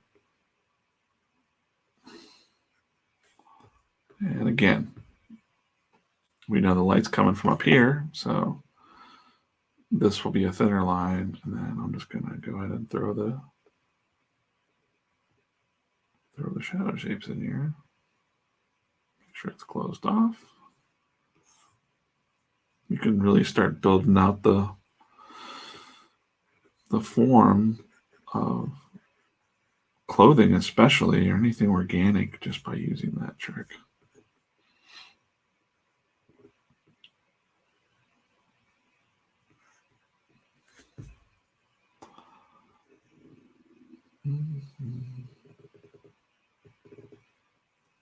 No.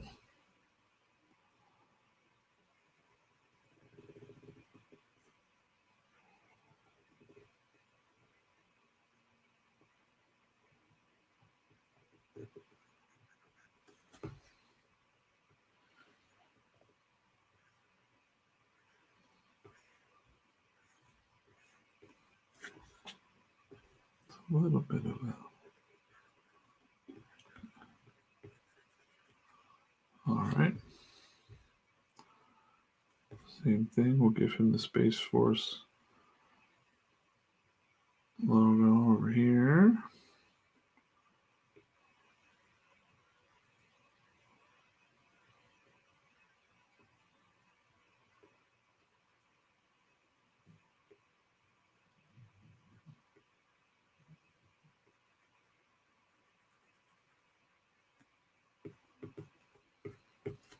Okay.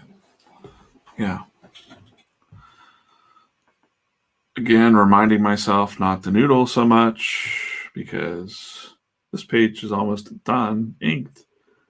We can jump to the colors. So about, an hour and 45 minutes to ink this page. That's not bad at all. That's a pretty good, I'm skipping some things because I know that I'm not like leaving reference for our colors since I'm going to be coloring this myself. So a lot of these little details and stuff I know I just want to be, in color. So we're good. This side of the hose, there's a shadow there. We got that. That. We'll do this little gun here. This is wonky. This hand is super wonky. Look at that. I must have been half asleep or something when I was sketching that. Oh my. Some coffee. Get some kofifi in my bloodstream.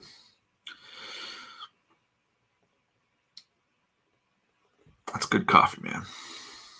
We order from Presto George down in the Strip District.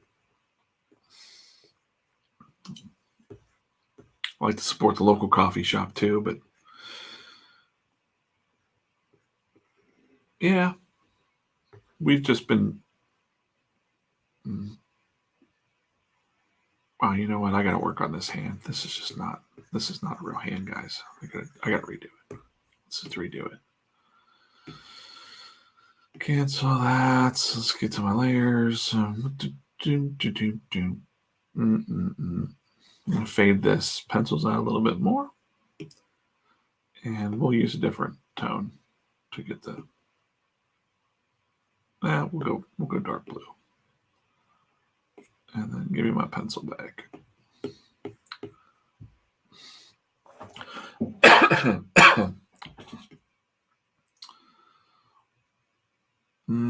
Where am I? Get rid of this panel. All right. Okay, all right. I think we're ready to jump in here and fix this hand. So we're real small, but I hate it when a hand looks janked. So I'm gonna fix that up proper. I do need another color because this is not need red, like a deep red.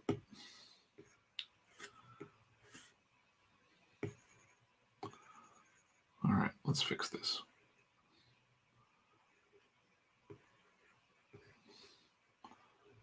All right, that's where the glove is. This would be where the finger comes up, mainly to grab that. Then we'll have this guy.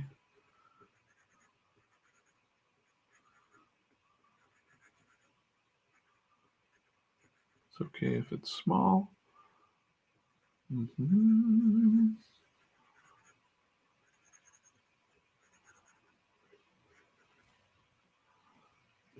then the handle's there, the glove is there.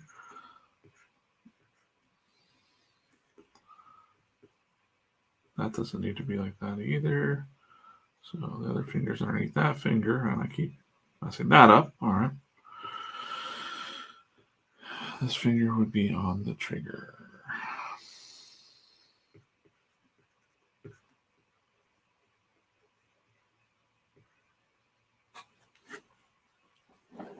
That's looking better. I think what throws me off is it's not like a hand. I mean, well, hands are hard to draw anyways, but to be honest, but a hand in a glove, like a space glove, you got to kind of think about it a little bit different. It's like a bulkier, you know. I kind of want the same gun. This guy's got like a futuristic looking zapper. So, like that. This is the bottom of the gun. And it would be on the bottom of the shadow. So we'll see the tip of the finger there. And now, what do we got over here? Okay. It does have kind of like a fin. Because, you know, it's a super futuristic gun, guys.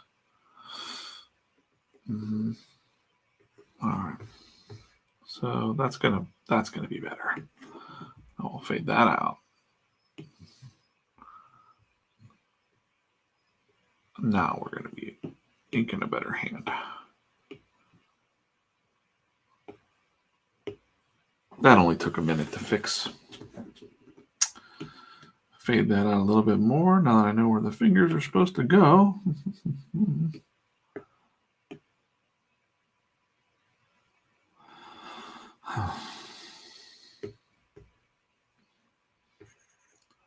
That's kind of why I call what I'm doing here the deep work, is because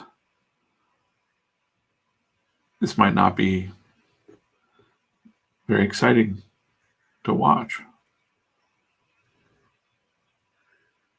But this is the type of stuff that's in a cartoonist or comic artist, anybody's comic artist's head when they're drawing. They're just not thinking it out loud. Usually there's music playing. Can't play music on this stream because they'll shut off my stream. But sometimes thinking things through like that I just did live, where I'm like, you know what, I got to fix this hand. That's not the most exciting thing to... Nobody's making content about fixing a hand on a gun. that's tiny, and I'm zoomed way in, and I shouldn't even be worried about it too much because I could fake this if I wanted to. But in my mind, as a comic artist, I'm like, I don't like what's happening right there. So I'll take the time and go in and fix it. Some people don't want to show their mistakes, or they're like, I'm a bad artist. And they freak out and delete the whole video. I know people like that. You got to stop worrying about that. You should make yourself happy. So this is a conversation with myself mostly. I'm just talking out loud, with what I'm thinking in my head as I'm drawing. And it's okay to not be perfect, and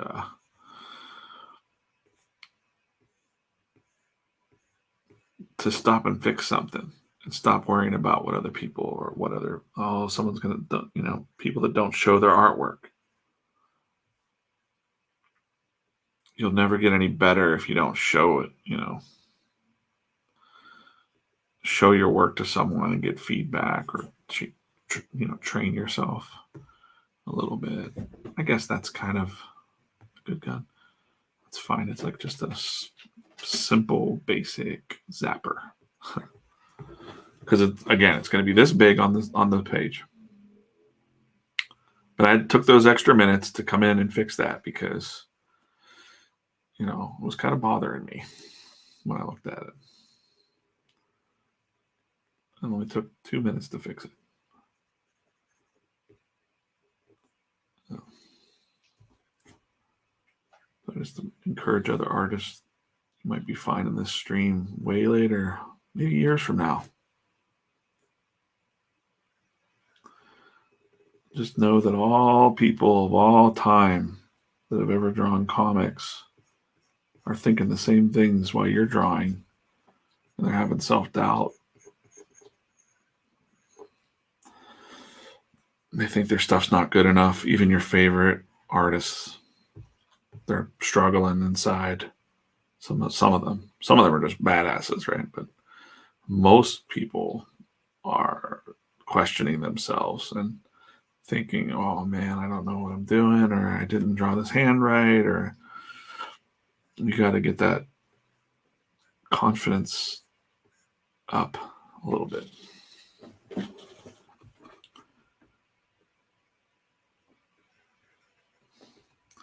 But that's one of the things that holds people back so much in life, is worrying about what other people think about them.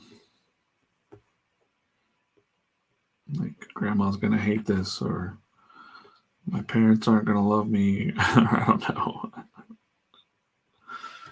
I can't show people my artwork. They're going to hate it. Draw under a pen name or something. If you're ashamed, or if you are from a Amish family or something. I know a pretty popular comic artist locally who I think drew under a pen name for the longest time, because I don't know this for a fact, but I'm not going to say his name either. I don't want to give away his kayfabe. But I think it was because he was kind of like, his family might have been like, and he wanted to draw more mature stories, and I don't think he's like, I don't want my family to think I'm weird, or if they see this, I don't know. That's what I don't know if he told me that. Like, yeah, my family doesn't know I do this. And I'm like, what?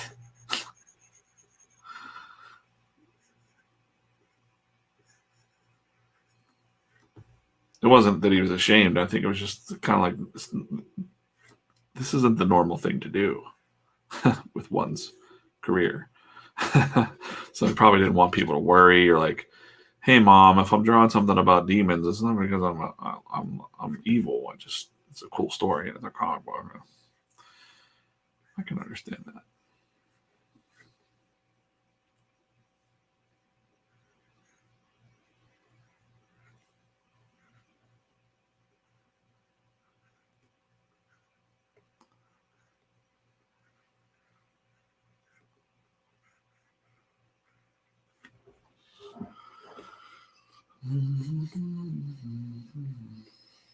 Well, again, this is going to be such a subtle face. I don't need to worry about things like that I'm doing on his face there, like this crap, like the little cheek marks and that. Those are nice, but this, oh wait, this is going to be so small and faded behind a screen, behind his shield when I color it. You're going to barely see it. And I could go in and whoop, dropped my pencil there. Oh no. Uh-oh.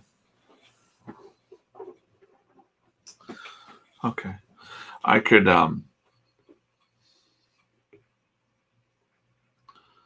shoot. My brain wants me to work on this part right here, right? Like I want to work on that more. But I need to stop myself because I know I'm coloring this. And I know that that's going to be like a red leather kind of suit. And I'll be able to do that work that I'm thinking about now in the coloring stage. So I need to move on. But I would say, let's just say the inks for this are done. This page.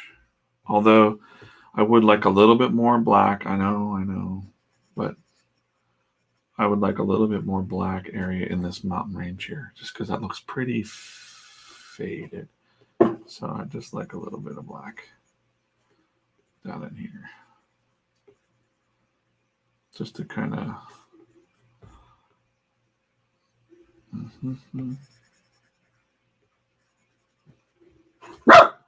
Uh-oh. A visitor. Yep.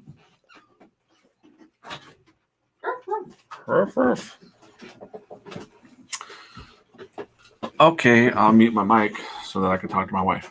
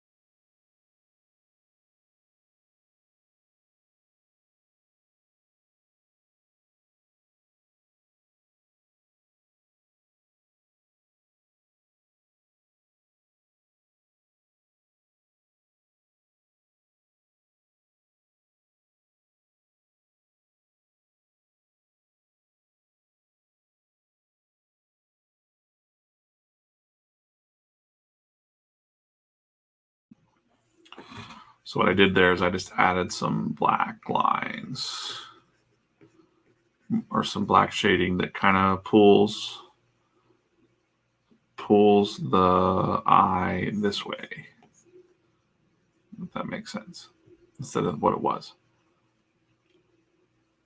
Because we want you to be, we want your eye to the ship. Let's take a look on the other.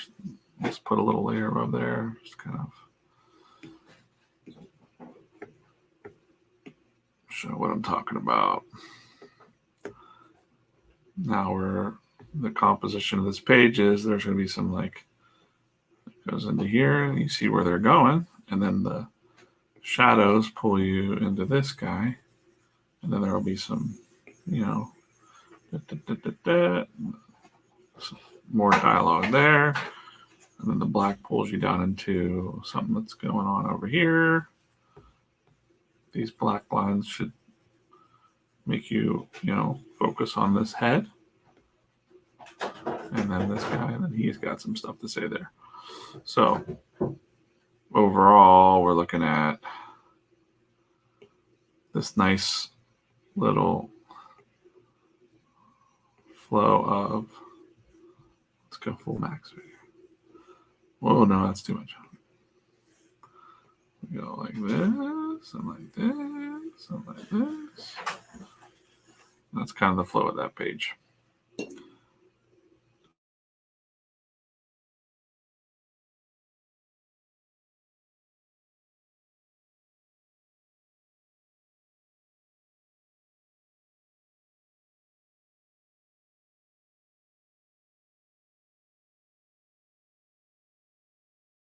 Because I'm buying him.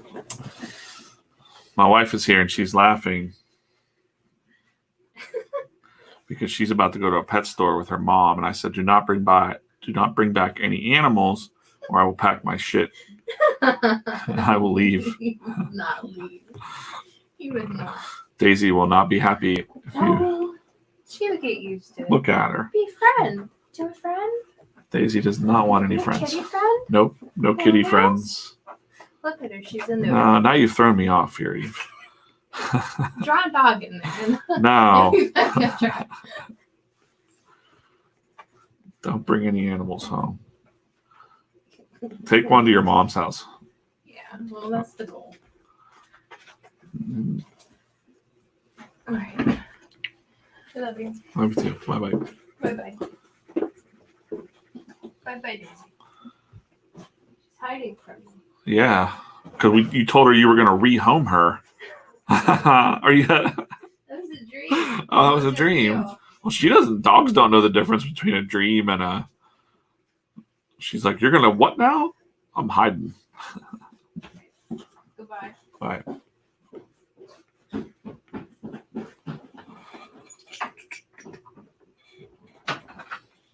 All right.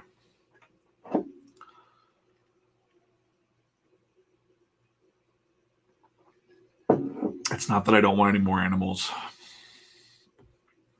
It's just that back whenever I was traveling a lot for comics, my ex-wife used to bring home animals all the time when I was, or new cars or whatever. I don't know. Like, oh, God darn it. I would go to a comic show and I'd be away for a weekend. And I'd come home and there'd be a new dog or a hamster or a new car or something that I didn't want. It used to make me mad. So my wife now knows that. And I'm like, don't do it. Do not bring home an animal unless I'm part of the decision making matrix. Because most of those animals either died, like the hamster died, I think, or disappeared, or a cat got it back then. I don't know.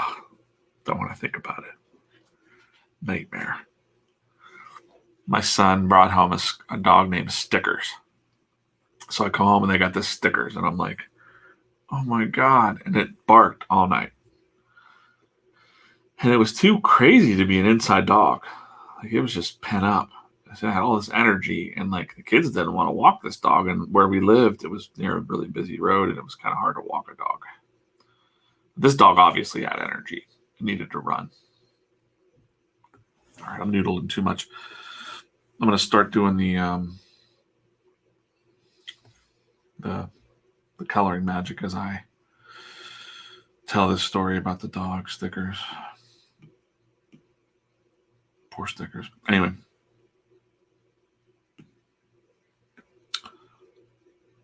Stickers barked all night. And I'm talking all night. What's wrong? What's wrong? Nothing. The dog just barked nonstop. Ruff, ruff, ruff, ruff, ruff, ruff, ruff. Oh, my dog doesn't like that now.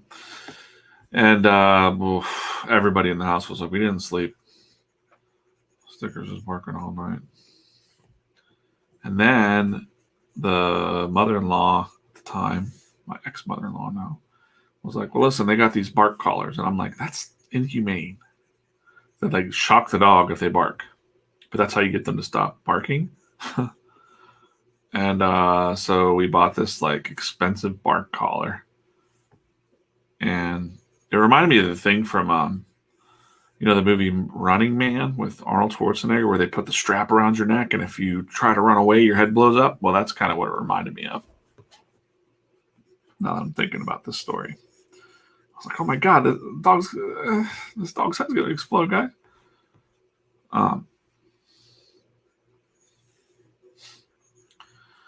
It ate. The dog put the bark collar on, and it worked. Whoop, yow, bark, yow, like woof, and then yow. And stopped barking, but then it was like, I gotta get this thing off me. And it somehow wriggled out of the bark collar, and this dog ate the bark collar, this expensive bark collar. And finally, I don't know what happened, but they just had to take it back to it was a no-kill shelter or something like that. Nobody wanted anything to do with this dog, and I was super pissed because I'm like, don't bring home a dog and then treat it like it's, bad. This was nobody's fault. This is what it is. You can't take kids to a shelter when dad's out of town. Because they're going to be, I like this dog. He loves me. Look at him. Oh, I'm going to bring him home now. Didn't think it through.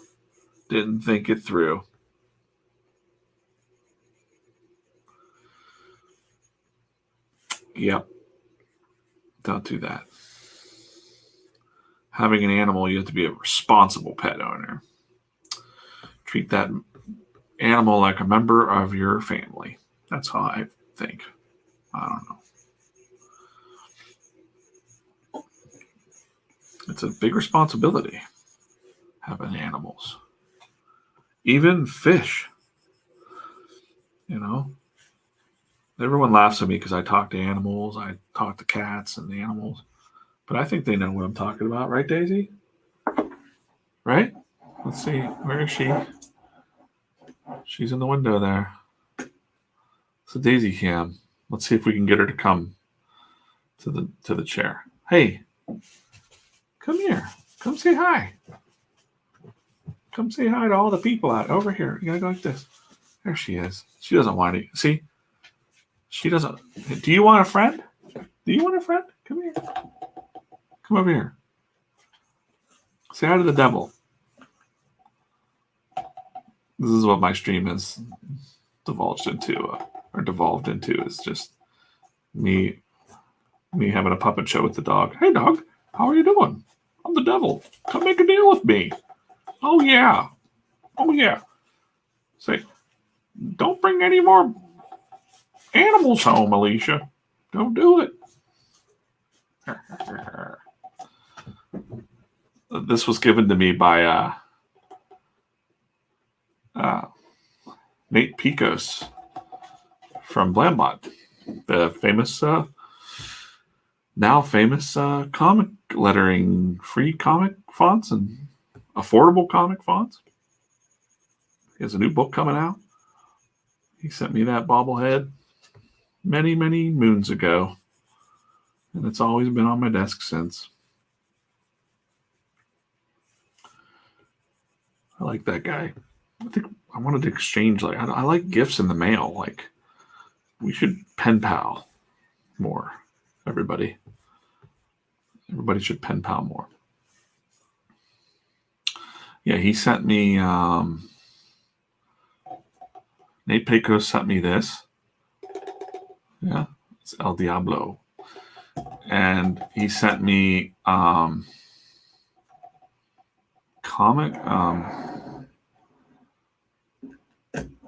Rhode Island coffee milk syrup. I guess it's a thing in Rhode Island where they like to drink coffee milk. And I was like, I used to drink coffee milk when I was a kid. And so he sent me some coffee syrup, like this world famous coffee syrup. It's pretty good. Wasn't like coffee, but it's a thing there in Rhode Island, I guess. And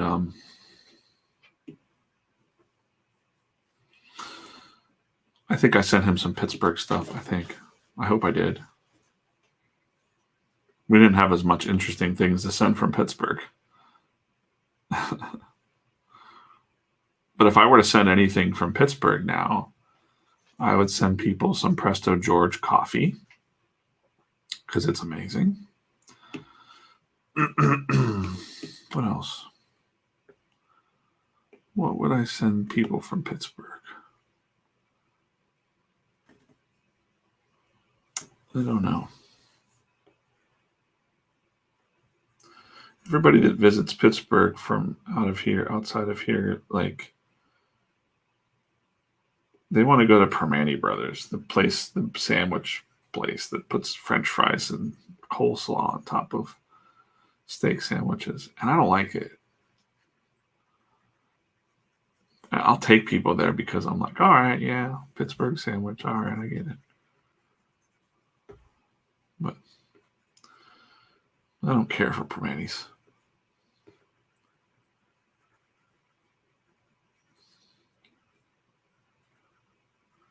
And it's not one of those things where, like, when you're from someplace, you don't like the thing.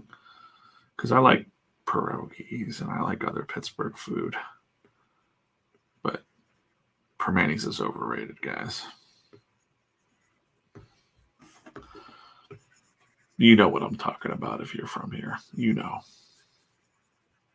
That's not good. It's not good food. I somehow have an uncanny ability to know pizza as well. I know all the different pizza places. We were driving through someplace going to Harrison City last night in Pennsylvania. I'm like passing by all these pizzerias and I'm like, oh, Hungry Hank's. I've heard of that. I saw that online. And it's just because people will tag where they buy their pizza from and stuff. So I'm like, oh, yeah, Elio's. I know that one. I'd like to try their pizza. Or they've got this on their menu, and I've never even eaten there. I've never had their food, but I see it, and I go, oh, they got great zucchini, I hear. Yeah.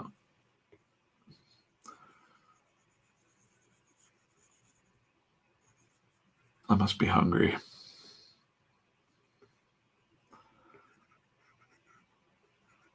But again, this is just banter that's in my head as I'm drawing. This is my Bob Ross action right now. I'm talking about pizza and dogs and memories of people sending me nice things and cool people. Up.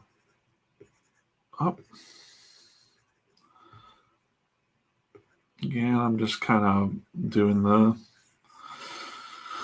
process here. For people that maybe skimmed the other streams, this is the process. I'm not just doing pencils and inks. I'm doing pencils, inks, and coloring. So now I'm getting into the coloring process of this page.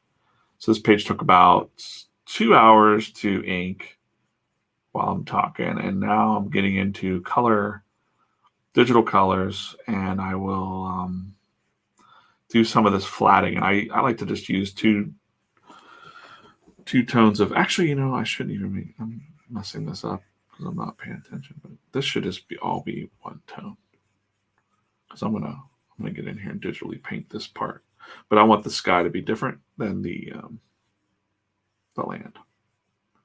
So I'm just blocking out the two areas, and now I got that. Yeah, this should go way faster. I was just kind of thinking about pizza and it was going too slow. All right.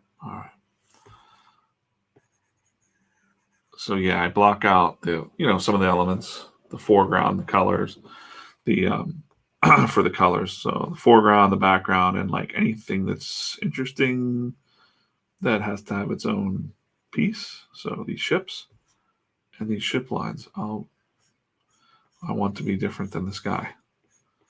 So I will go in here and block this little chunk out.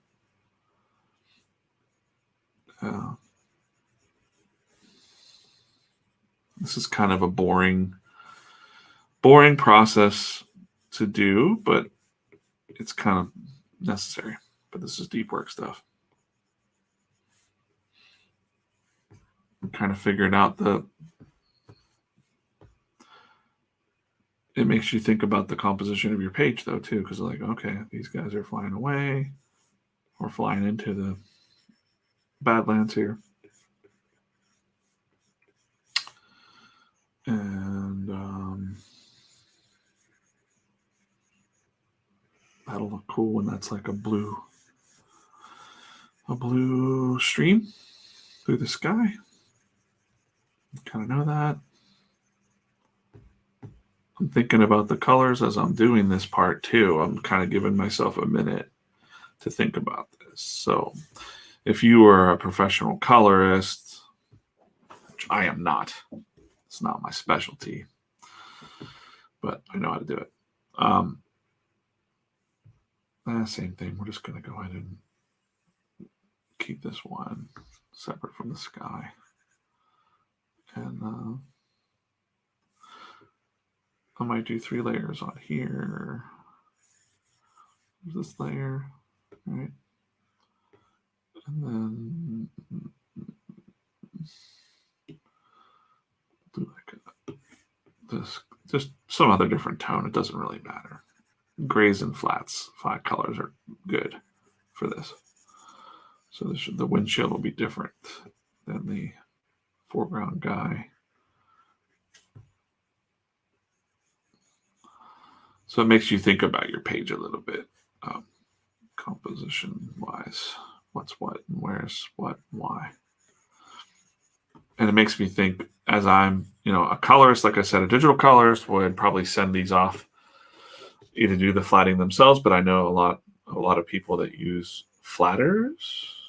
So they do this kind of process here where they're a little more detailed than what I'm doing. Like there's a whole thing you can do in Photoshop for setting up your, making sure that the lines don't touch and stuff like that. I'm not messing with that. I'm just going to get it right in here and get to it. But if you're coloring your own work and okay, I got my lines and I know where all my shapes are and all that stuff, it gives me a minute to kind of go, oops, I did not want, oops, no. Mess this up. Automatic. No.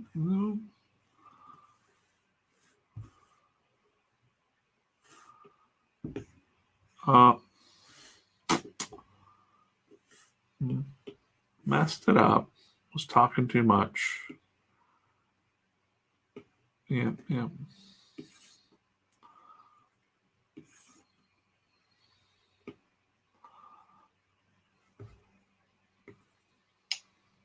Shoot. All right, I messed that part up. That's okay. What I meant to do was make a 3rd layer here for just the tone of the pilot, a foreground here, so that he can be isolated on his own layer. I got too ahead of myself.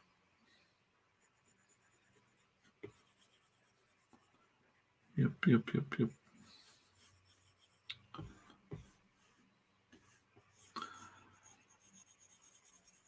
But as I was saying, it makes me, when you have to do this blocking yourself, the color blocking when you're about to color a page, it makes you think about what colors are going to be what, where the lighting's coming from. Engines from a thruster. Is there going to be a highlight inside the guy's visor? That kind of stuff. It makes you think about the page a little bit more. And then I'll leave that to the other thing, other layer. Should just be all blue. Let's just do the blue. It's fine. So no more gray. And get rid of this guy. Whoops.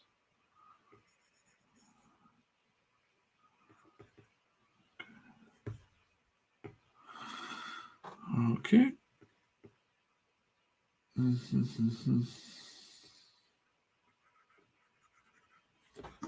So yeah, that could be a little tedious to block out, but it's worth it for what's about to happen.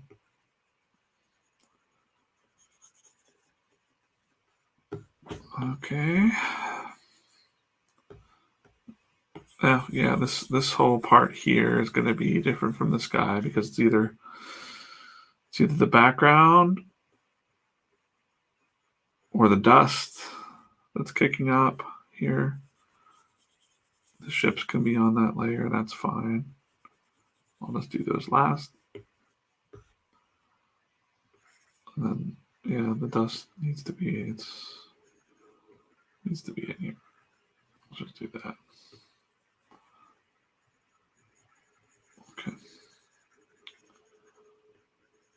It's fine.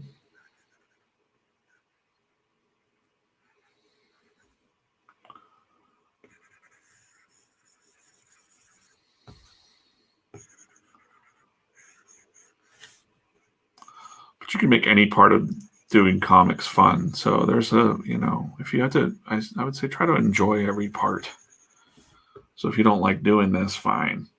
It'd be nice to have someone else to do this for you. But if you're changing your thinking to actually try to enjoy it while you're doing it and make it into a process, like I was just saying, like it gives you a minute to think about what you've just drawn and maybe to find little mistakes or decide on them too, or decide like this is good enough.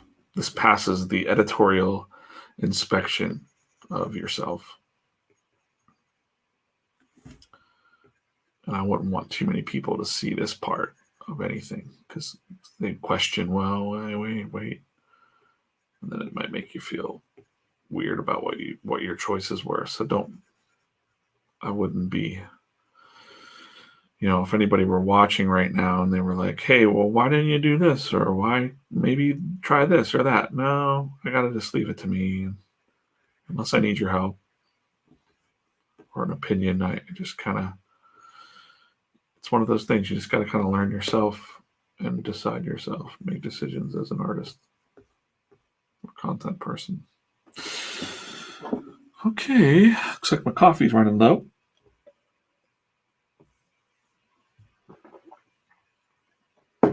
We got to block in those guys.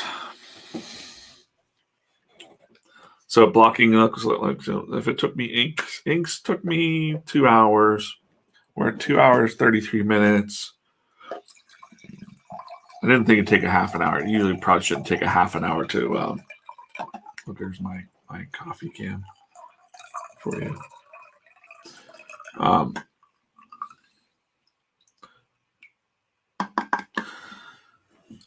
Usually it shouldn't take a half an hour to block out a page like this. Just usually take like 15 minutes. But I think through talking and thinking too much, it slows me down a little bit.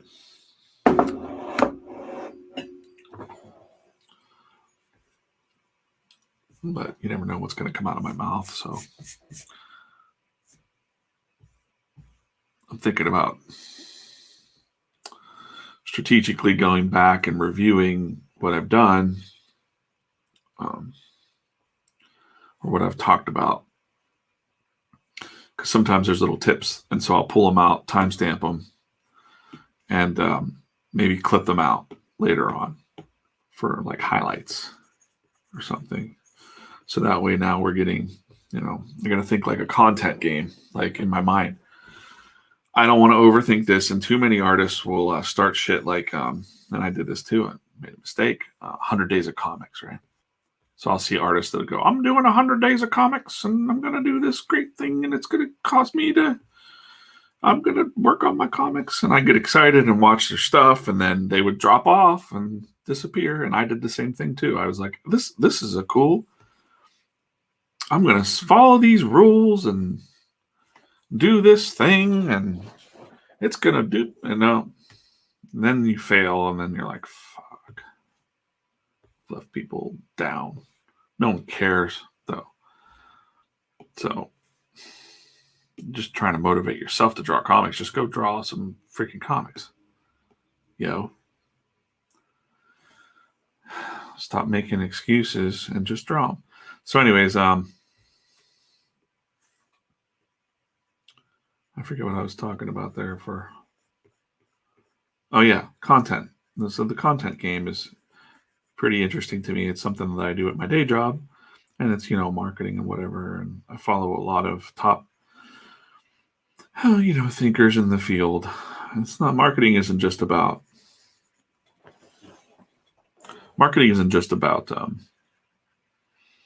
selling something or being like, sometimes people will hear you say like, oh, you're a marketer. You're just an opportunist, or you're just trying to sell me something and it's all about money. But no, the reason I like marketing is because marketing is storytelling. And I like that.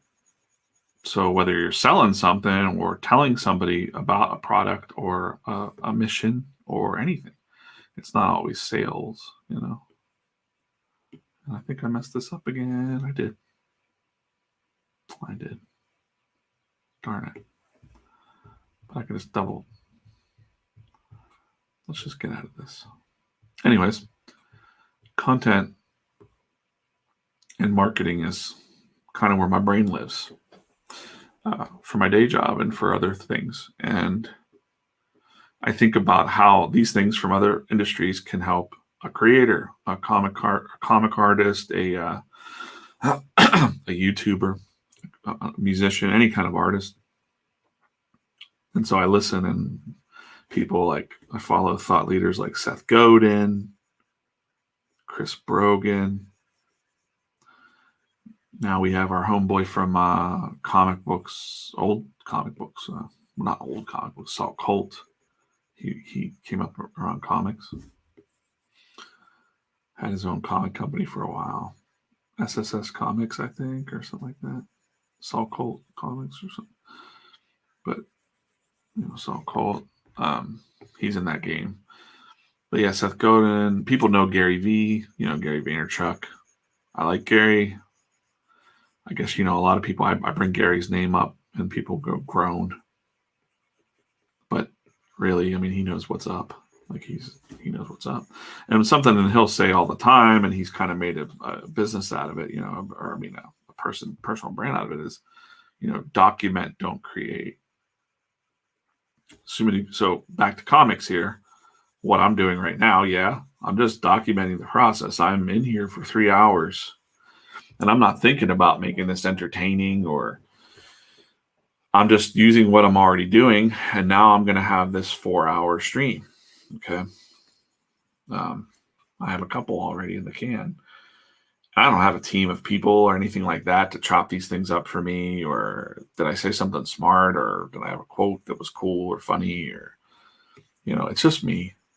But my main goal is making comics, and I don't want to think about that stuff too much, but I also want to teach other people, other creators that might be my friends mostly, that they should think about this stuff too. Because I'm getting something done. Number one, I'm working on the comic that I wanted to work on while I have a full-time job. And now number two, I'm going to have, there's going to be days where I don't feel like drawing or I'm zapped, but I can still take a half an hour of my time, go back through and watch some of these videos and find the highlights and the timestamps. And now I don't even have to, edit them, because when I first started to get into streaming or trying to draw I do some YouTube crap, I got to I fell into the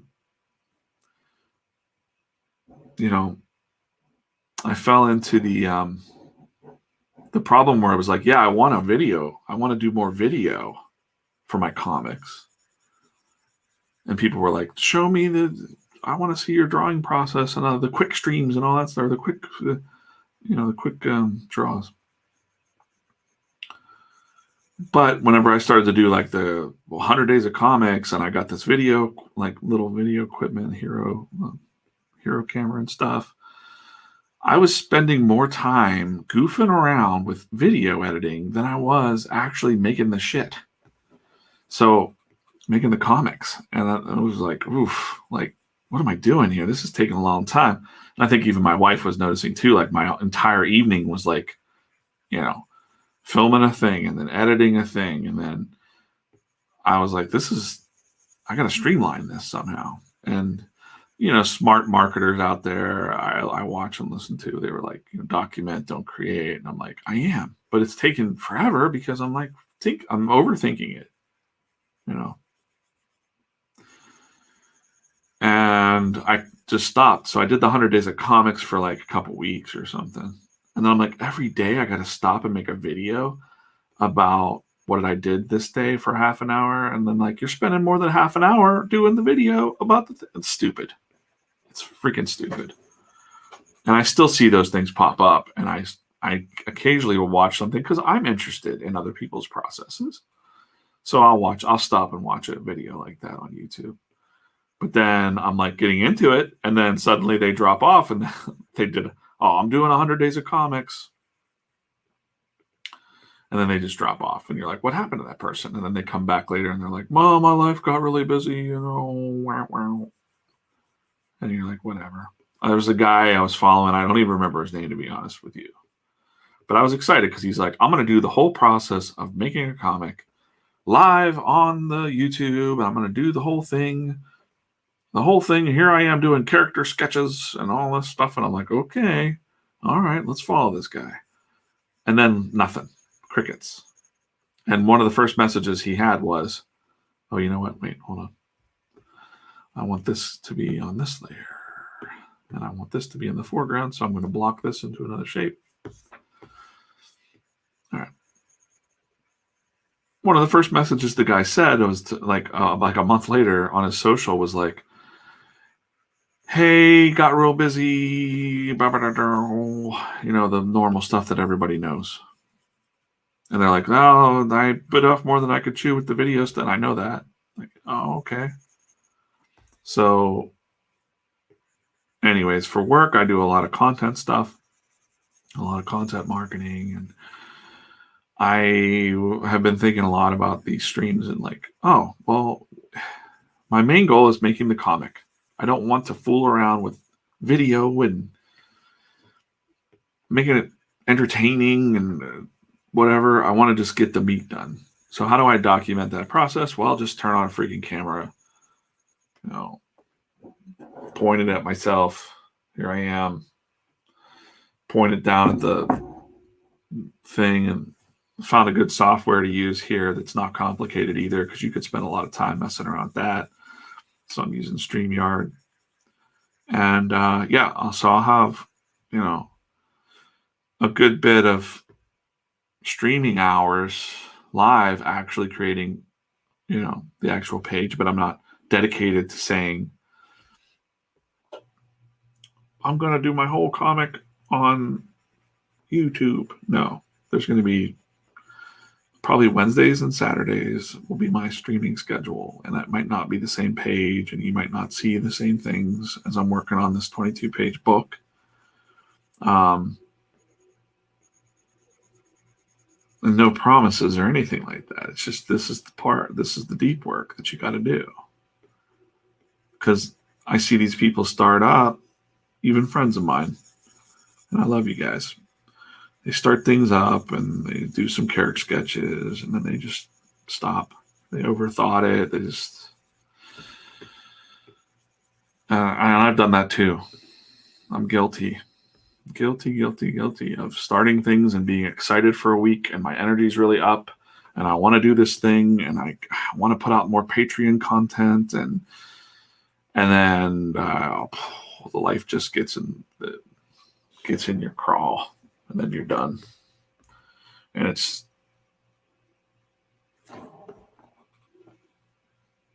makes you feel like, oh, why even bother, right? Because I'm not going to be able to do this. But if you're like me and you're into this, it just never leaves you. It doesn't leave you alone. I'll be at work or in between work or at the dinner table or out somewhere, and I'm just constantly thinking of stories and things. So if anything, it would drive me mad not to make comics, or not to get my artwork out. So this is part of my plan, and it's not really a detailed plan. It's just that I'm working on my comic. Here I am coloring this page that I just inked for 2 hours, and now I'm going to color it for probably another hour or so. And start getting the work done.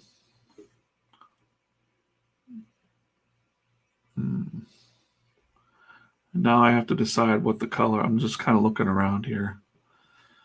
And I like to start with the skies. So I'm going to go to this panel, isolated. Make sure that's my skies. All right. Yep. Looking good. Looking good. And this goes pretty fast now because, I am going to check my reference photos now for the Badlands. I took a couple. So I got blue skies. It's pretty blue skies up there. All right. That's pretty. All right. I like that. Blue and orange and purple. Yeah. I like that. That's really good. That's really good. And I don't know what time of day it is because, let's see. Got to remember that too. So you got to look. Okay, so this is kind of spaced. So in Pennsylvania, where Hawk Mountain is here, it was nighttime or dusk, maybe just getting dark, maybe. Yeah, sun was going down. Maybe there's a couple hours time difference. Now they're flying in from outer space. You can't tell what time it is. So I'm just going to say we're looking at like a dusk. All right. So this color scheme right here, I think is good. Either the sun's going down or it's coming up. I think this is probably going down, like an evening colors. I like that. So that's what I'm going to work with. And I'm just going to take a look at that sky there. I think what I could actually do this is, if I really wanted to sample the colors out of here, let me make sure I'm on another layer. And okay, that'll work. Maybe not. Okay, I can just drag this over and drop it, right? And then it should go somewhere. Well, where is it? It's here. Because if I really wanted to, I could,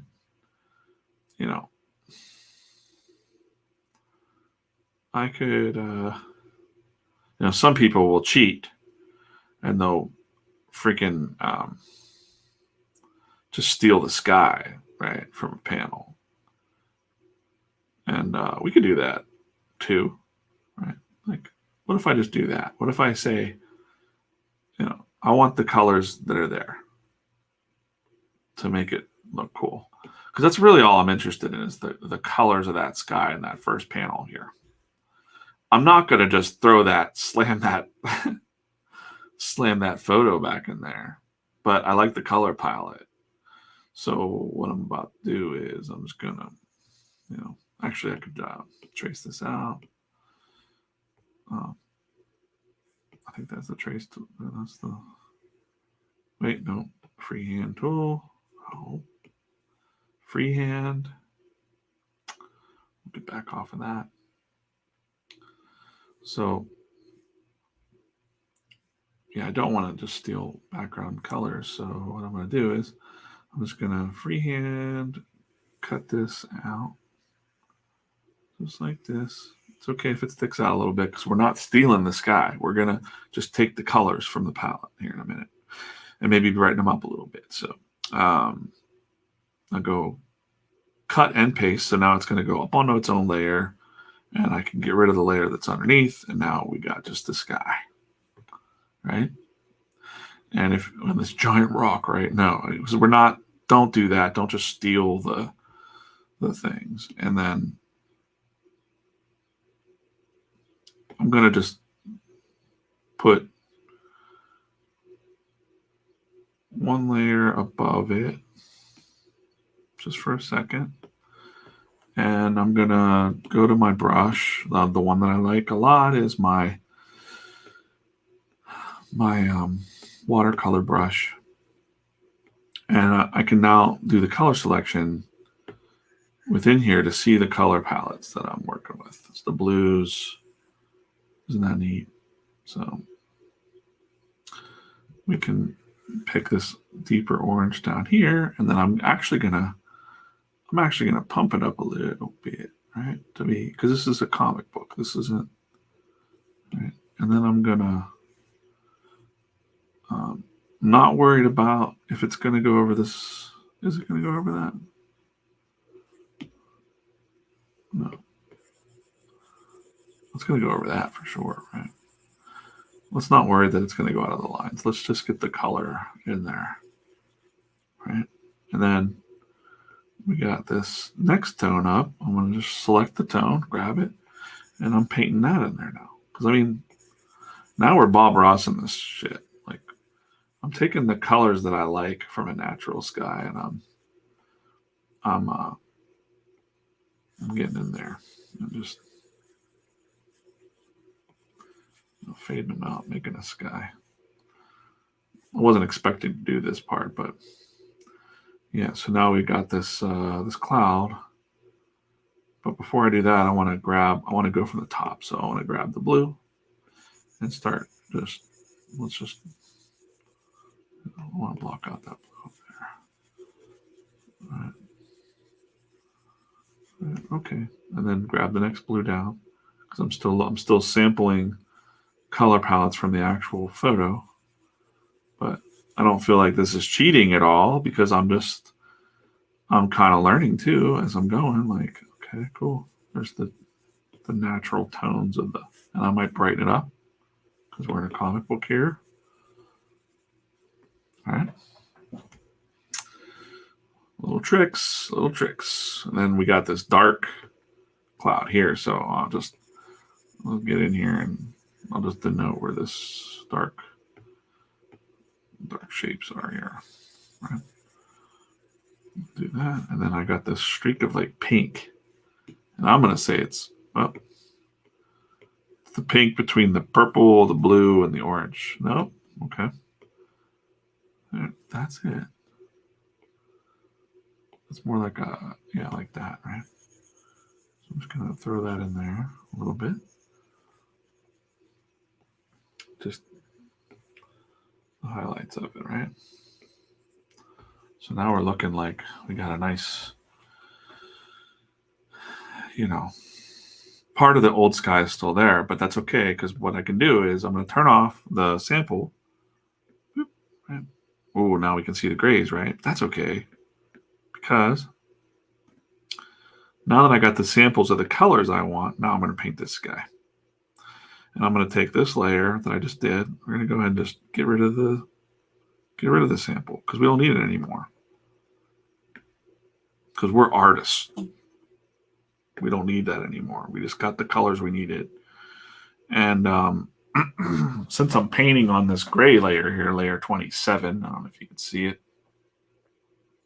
I'm going to merge those colors that I just did. Well, before I merge the colors, I am going to just clean up the edges.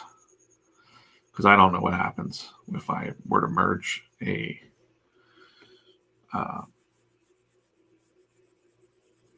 of bounds. Well, it's hard to explain what I'm talking about. The out of bounds color scheme that I was just doing, if I merge it down onto something that's been told do not go past this marker and isolate it, it might not work. Right.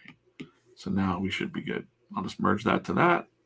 Well, maybe it won't let me merge. So I got to undo that. Now we merge. Now I isolate that layer again. And now I'm able to color. So I want to get rid of the gray is where the gray in here is where the old thing was. So we don't want it to be gray at all. We want to take the colors from there and get rid of all the gray. Right, all the gray.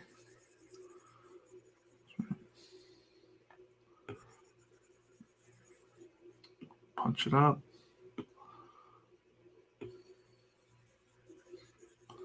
Show that blue, bring down this blue.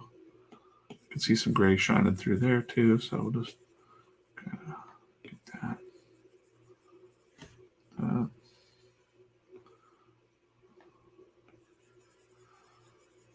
Actually, I'm okay with just, now we know that this color comes up.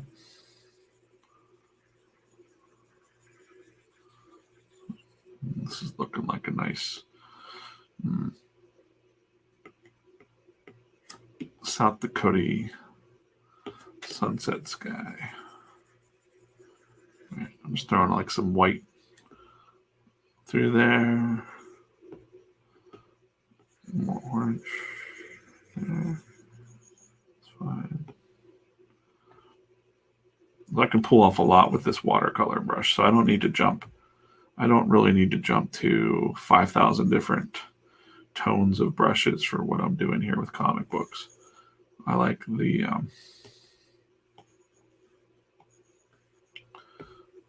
I like that. And this is a darker cloud shape that's happening there. Right. And we got some gray coming through still.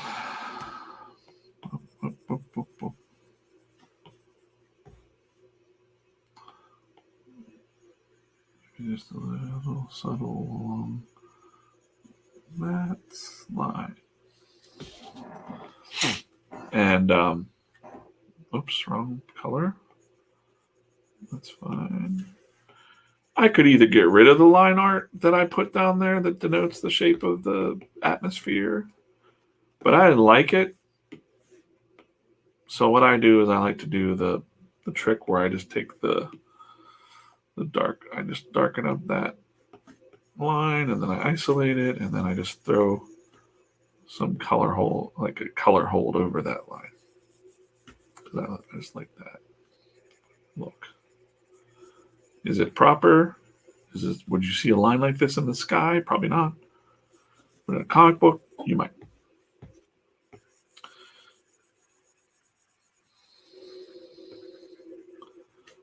I don't want to go too far off because it's a color hold on the black, so that means that it's basically saying it'll color anything that's black. Like these mountains here, if I wanted to, it won't color into the gray, it'll just color the black. See that there? But I don't want to do that. But it is a nice effect. So for those lines to turn them black, and then up here, these lines I'm going to turn to a deep blue. It's real subtle. You can't really see what I'm doing, but on the printed page, it's going to look sweet. It's going to look sick. But some people will just, to remove the whatever this is I'm doing here, they'll just erase these lines. A colorist might erase these lines, but I like them. I think that the line art itself lends a feeling of that it's a comic book. That's just my opinion.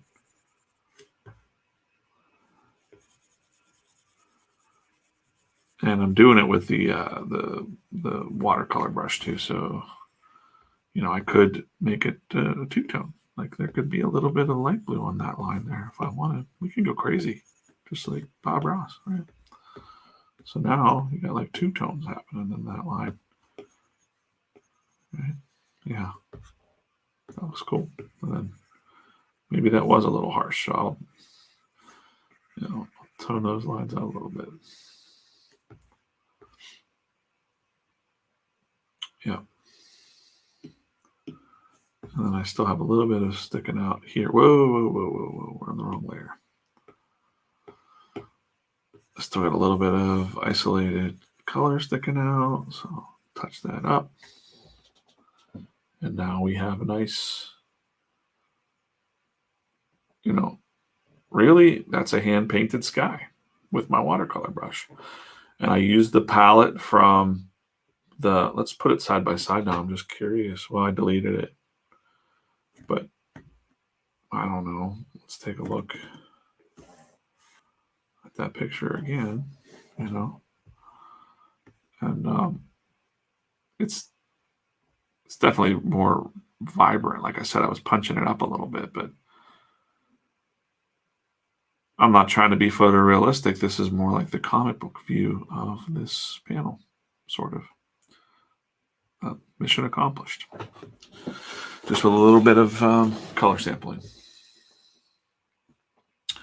And now that I have these colors of the sky, and I know that that's going to be the color of all the other skies, well, then we just get to the work. We get to work. And we're going to do the base orange. So get in there. Do it on the same layer. We're just going to get in here, go big, put this brush up high. See that? Get in there like that. And I'm just going to put the whole orange in there. And same thing here. Let's just go ahead and flat the orange in.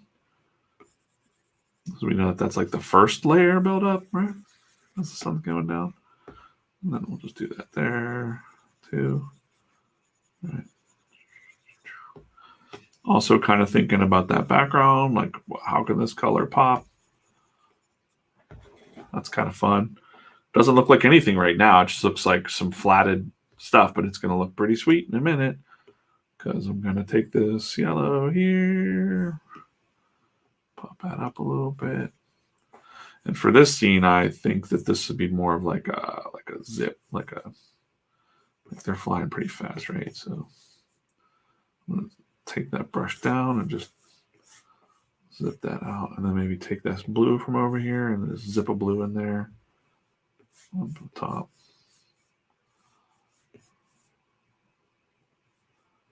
So zip. It's a little bit of just bright white.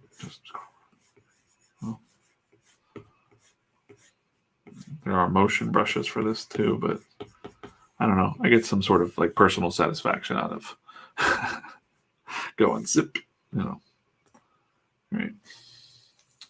And then same thing, those lines I put in there for no real reason. I'm going to just take that orange from there and I'm going to go back to that isolated line layer and I'm just going to zip those in. It's like wispy, whatever. I don't know. Motion lines just say comics to me and suggestive lines of where things are. We're pretty close up to these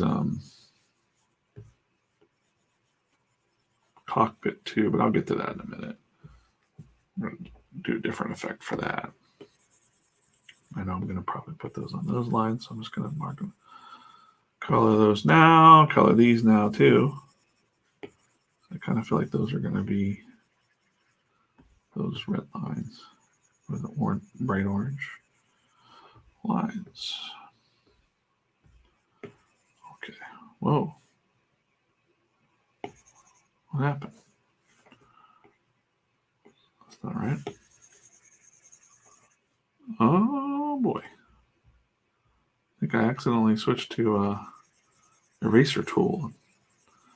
That's all it takes is one tap or two taps to switch the tools up to the top right there. It's no good. So sometimes if you're tapping too much, you'll switch accidentally. Okay, that's looking okay. These will probably be the other color, but let's just go ahead and throw it in there now so we don't forget. That's fine. Okay, 3 hours streamed. What have we done? We've inked this, and now we're halfway done with the colors, or maybe a quarter way done with the colors.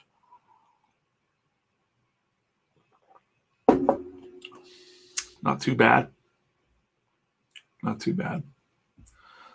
Happy with that sky. I'm going to continue with the skies.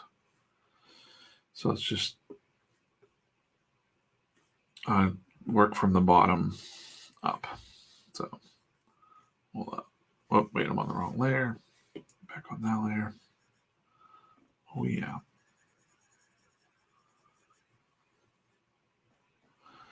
Go bigger. Right? Yeah. Then there's this dark cloud.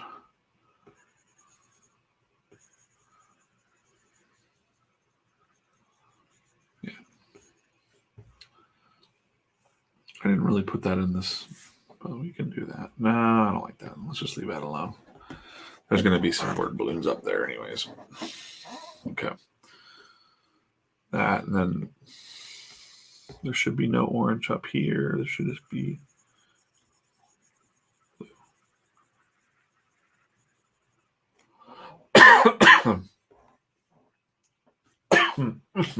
oh my. Right. Maybe we're a little bit too. Yeah. So I mean, like, I'm thinking about that mountain and what color it's going to be. It's probably going to be like that rich orange soil. So go back, grab that, see it.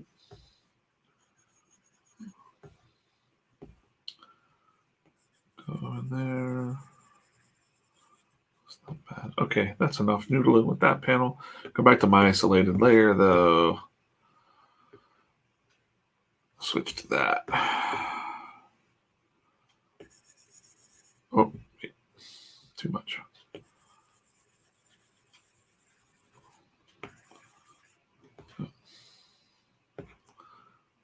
Okay, probably do the same thing down here then, so I just might as well color it now. If it's up this high, it's going to be a blue line.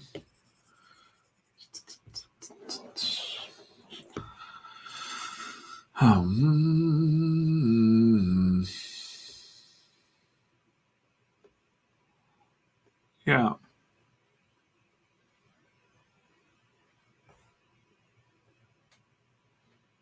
It's looking pretty decent. Still a lot more to do here. I'm at 3 hours now, and that's probably right where I want to be at for these streams. But let's finish up. Let's finish up the. Let's work a little bit on the first panel here. With check that color scheme out a little bit. Oh, the other Badlands picture. That's what the green lands here. This. Boop, boop, boop. I meant to do this and like this. Nope.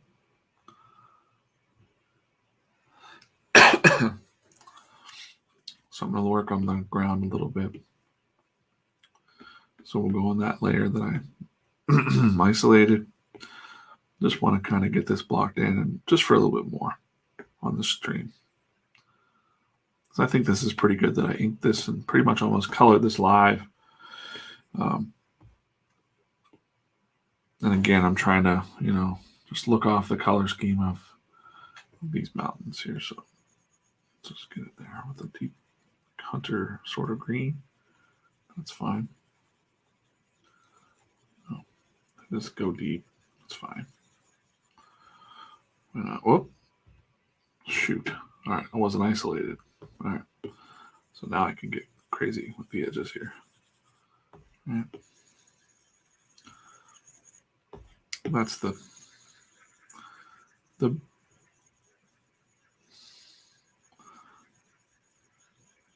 base of between the canyons is all lush and green. So this is pretty much what we got to do. We'll get to the mountains here in a second. It is funny how this is kind of like Bob Ross land. So just learning how to do some like digital painting and stuff like that might help. Although I don't need to be a master or anything, because it's like it is comic books. So you can be cartoony and still get away with a lot of stuff. But I'm going to work on this green. So, whoop. Oh boy. Okay. Get a little bit different tone. Change my brush down a little bit. How far am I in? Just to kind of highlight just give it a little bit of,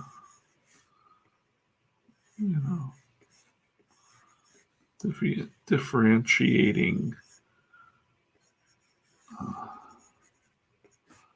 tones down in this grass. Because you can see that kind of going through those lines over there, sort of.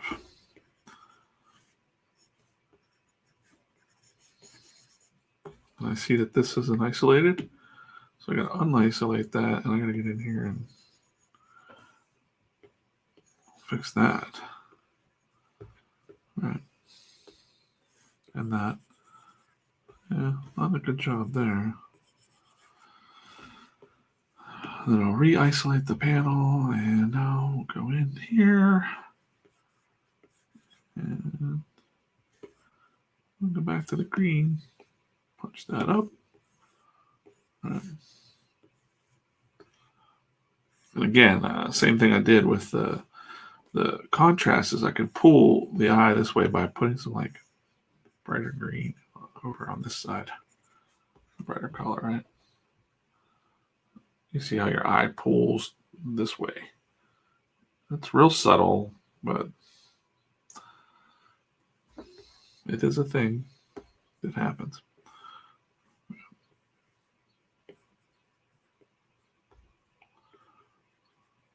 All right. Looks like there's probably some like, like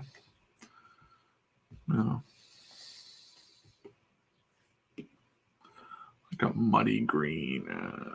Let's do this. Look at that color, like almost like a brownish, like a poop green sort of thing happening down there. Just along the ridges.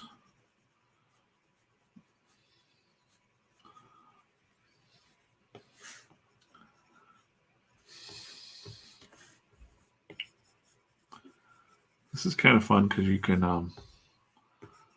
kind of zone out when you're doing this. It's kind of this zen space of like the joy of painting stuff, That's why people like to watch that so much. And when you're,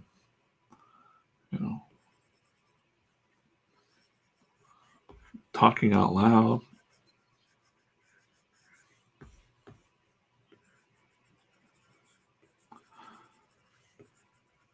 if you hear me go quiet, it's just like my brain just kind of gets into a hum. It's almost like a meditative state.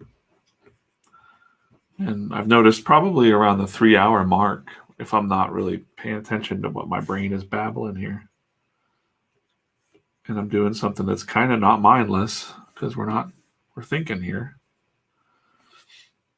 But that's when around the 3-hour mark of this type of stuff is when your brain can really get into a flow.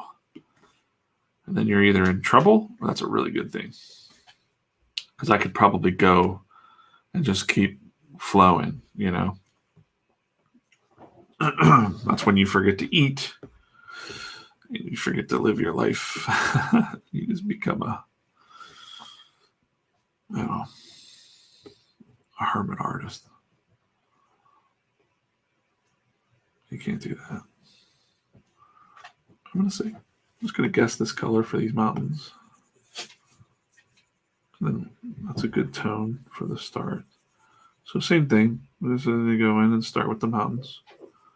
It's okay if some colors bounce in there because it's so small, right? These are the pixel. I can go right to the pixels, but we're so small that it's just about getting that base color in there.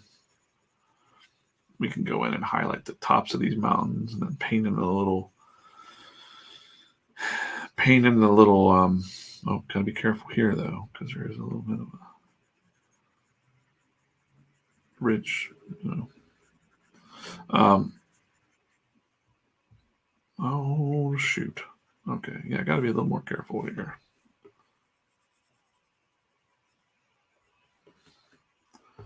We'll paint in the little ridge lines and details and like put a little more reddish earth tone colors in these mountains.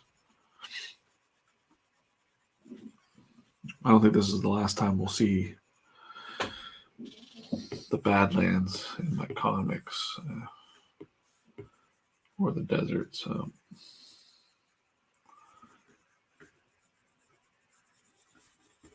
yeah.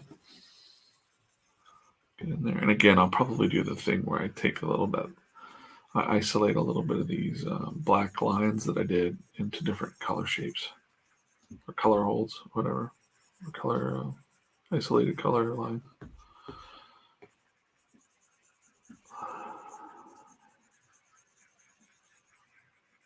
Color holds is the wrong name. I'm using the wrong name. My bad.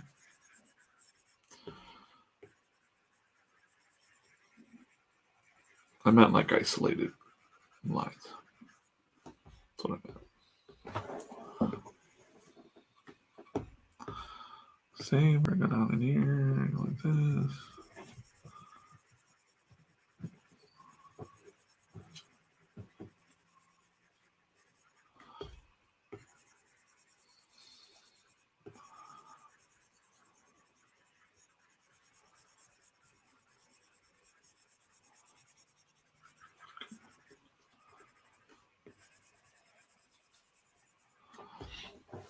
All right. Yeah, if you've ever seen these in person, I mean, it's really jarring, I think. Suddenly you're driving along, as far as I remember when I was a kid, driving along and then there's nothing. It's a lot of flat. And then suddenly there's just these alien like rocks. You're like on another planet for a minute.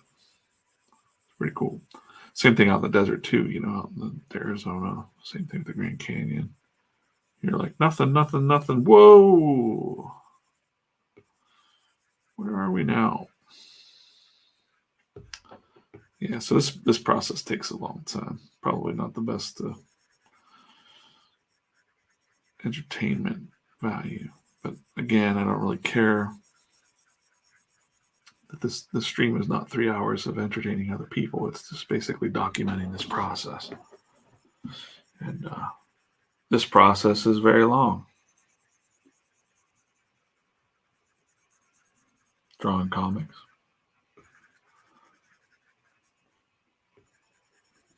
And think about that, how crazy it is that someone's going to read this comic and look at this page for like a minute, or not even a minute, seconds. And yet 8 hours of my life has been zapped into this page. 8 hours of who I am and all my thinking and thoughts behind everything is all in this one mountain range here. Yeah. Some deep thoughts. Think about that, though, the next time you're looking at somebody else's artwork or something, because appreciate it, or music. That's what I do. I'm trying to like more rich red. There we go. That's a pretty good. All right, we'll stick with this for right now. All right. All right. I can just kind of go along those shadow ridges there for this one. Just, yeah, you listen to a song for 2 minutes or something, 3 minutes, but don't think of how many times that artist has played it or rehearsed it or had so many different versions of it. Think about that with music too. A lot. Because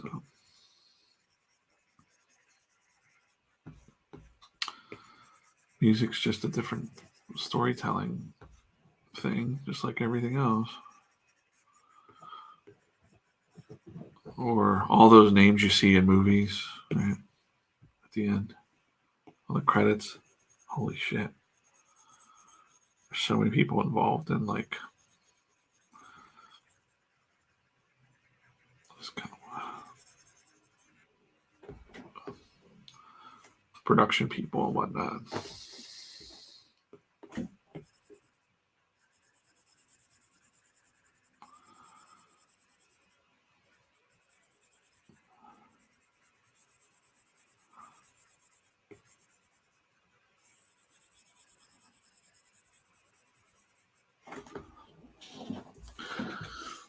Kind of feel like there's probably like a professional comic colorist that's going to stumble on my video and be like, what the fuck is this guy doing? He doesn't know what he's doing.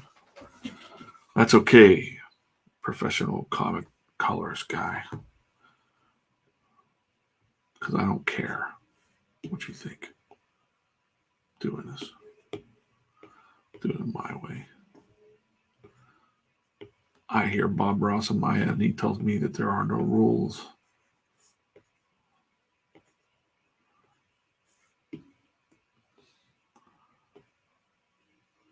So,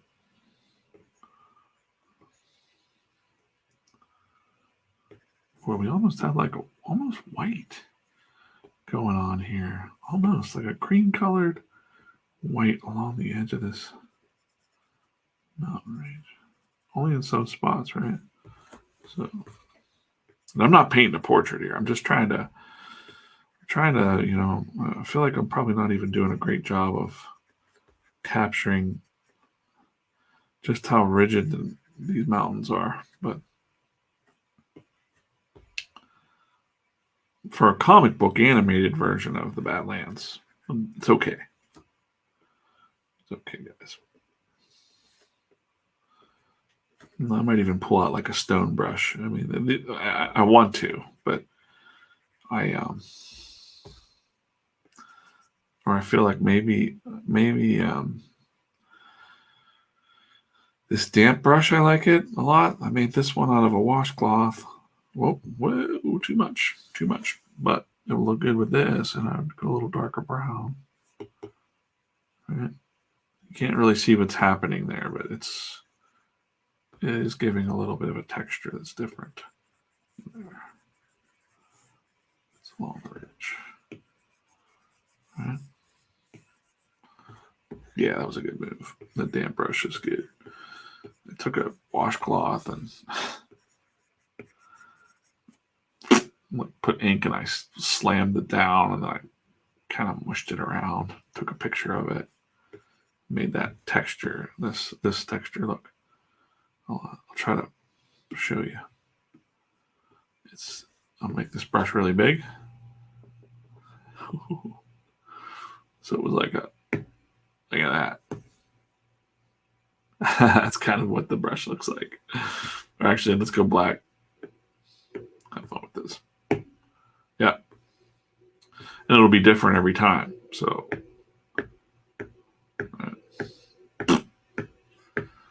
I did that with a washcloth. Took a picture of it. Brought it in as a texture in Photoshop. That was one of my old Photoshop brushes. But Procreate allowed me to don't do that. Get out of here. Go back to this layer. Yeah. Nice brush. I like it. Still gives me what I need to do here. Okay. Oh, on the wrong layer. Okay, there we go. Back. Got it again. Okay, I'm just going to follow some of the black lines there.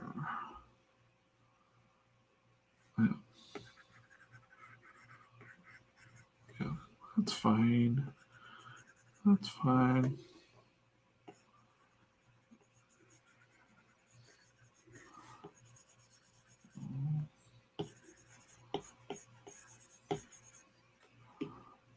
Darker.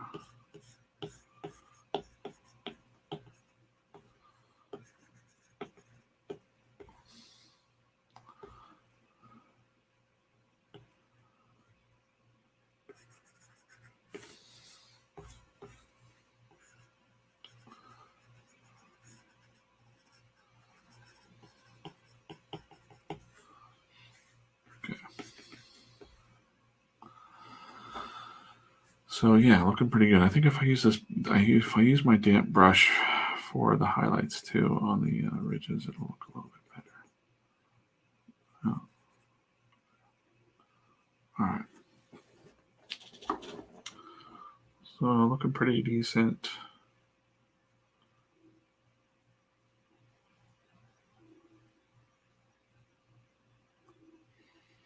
I'm kind of okay with this first panel here. I mean, got to do the energy things coming in, but I think we're gonna call it a day here. I think with this stream. Rest of the let's see there. All right, yeah, that's it.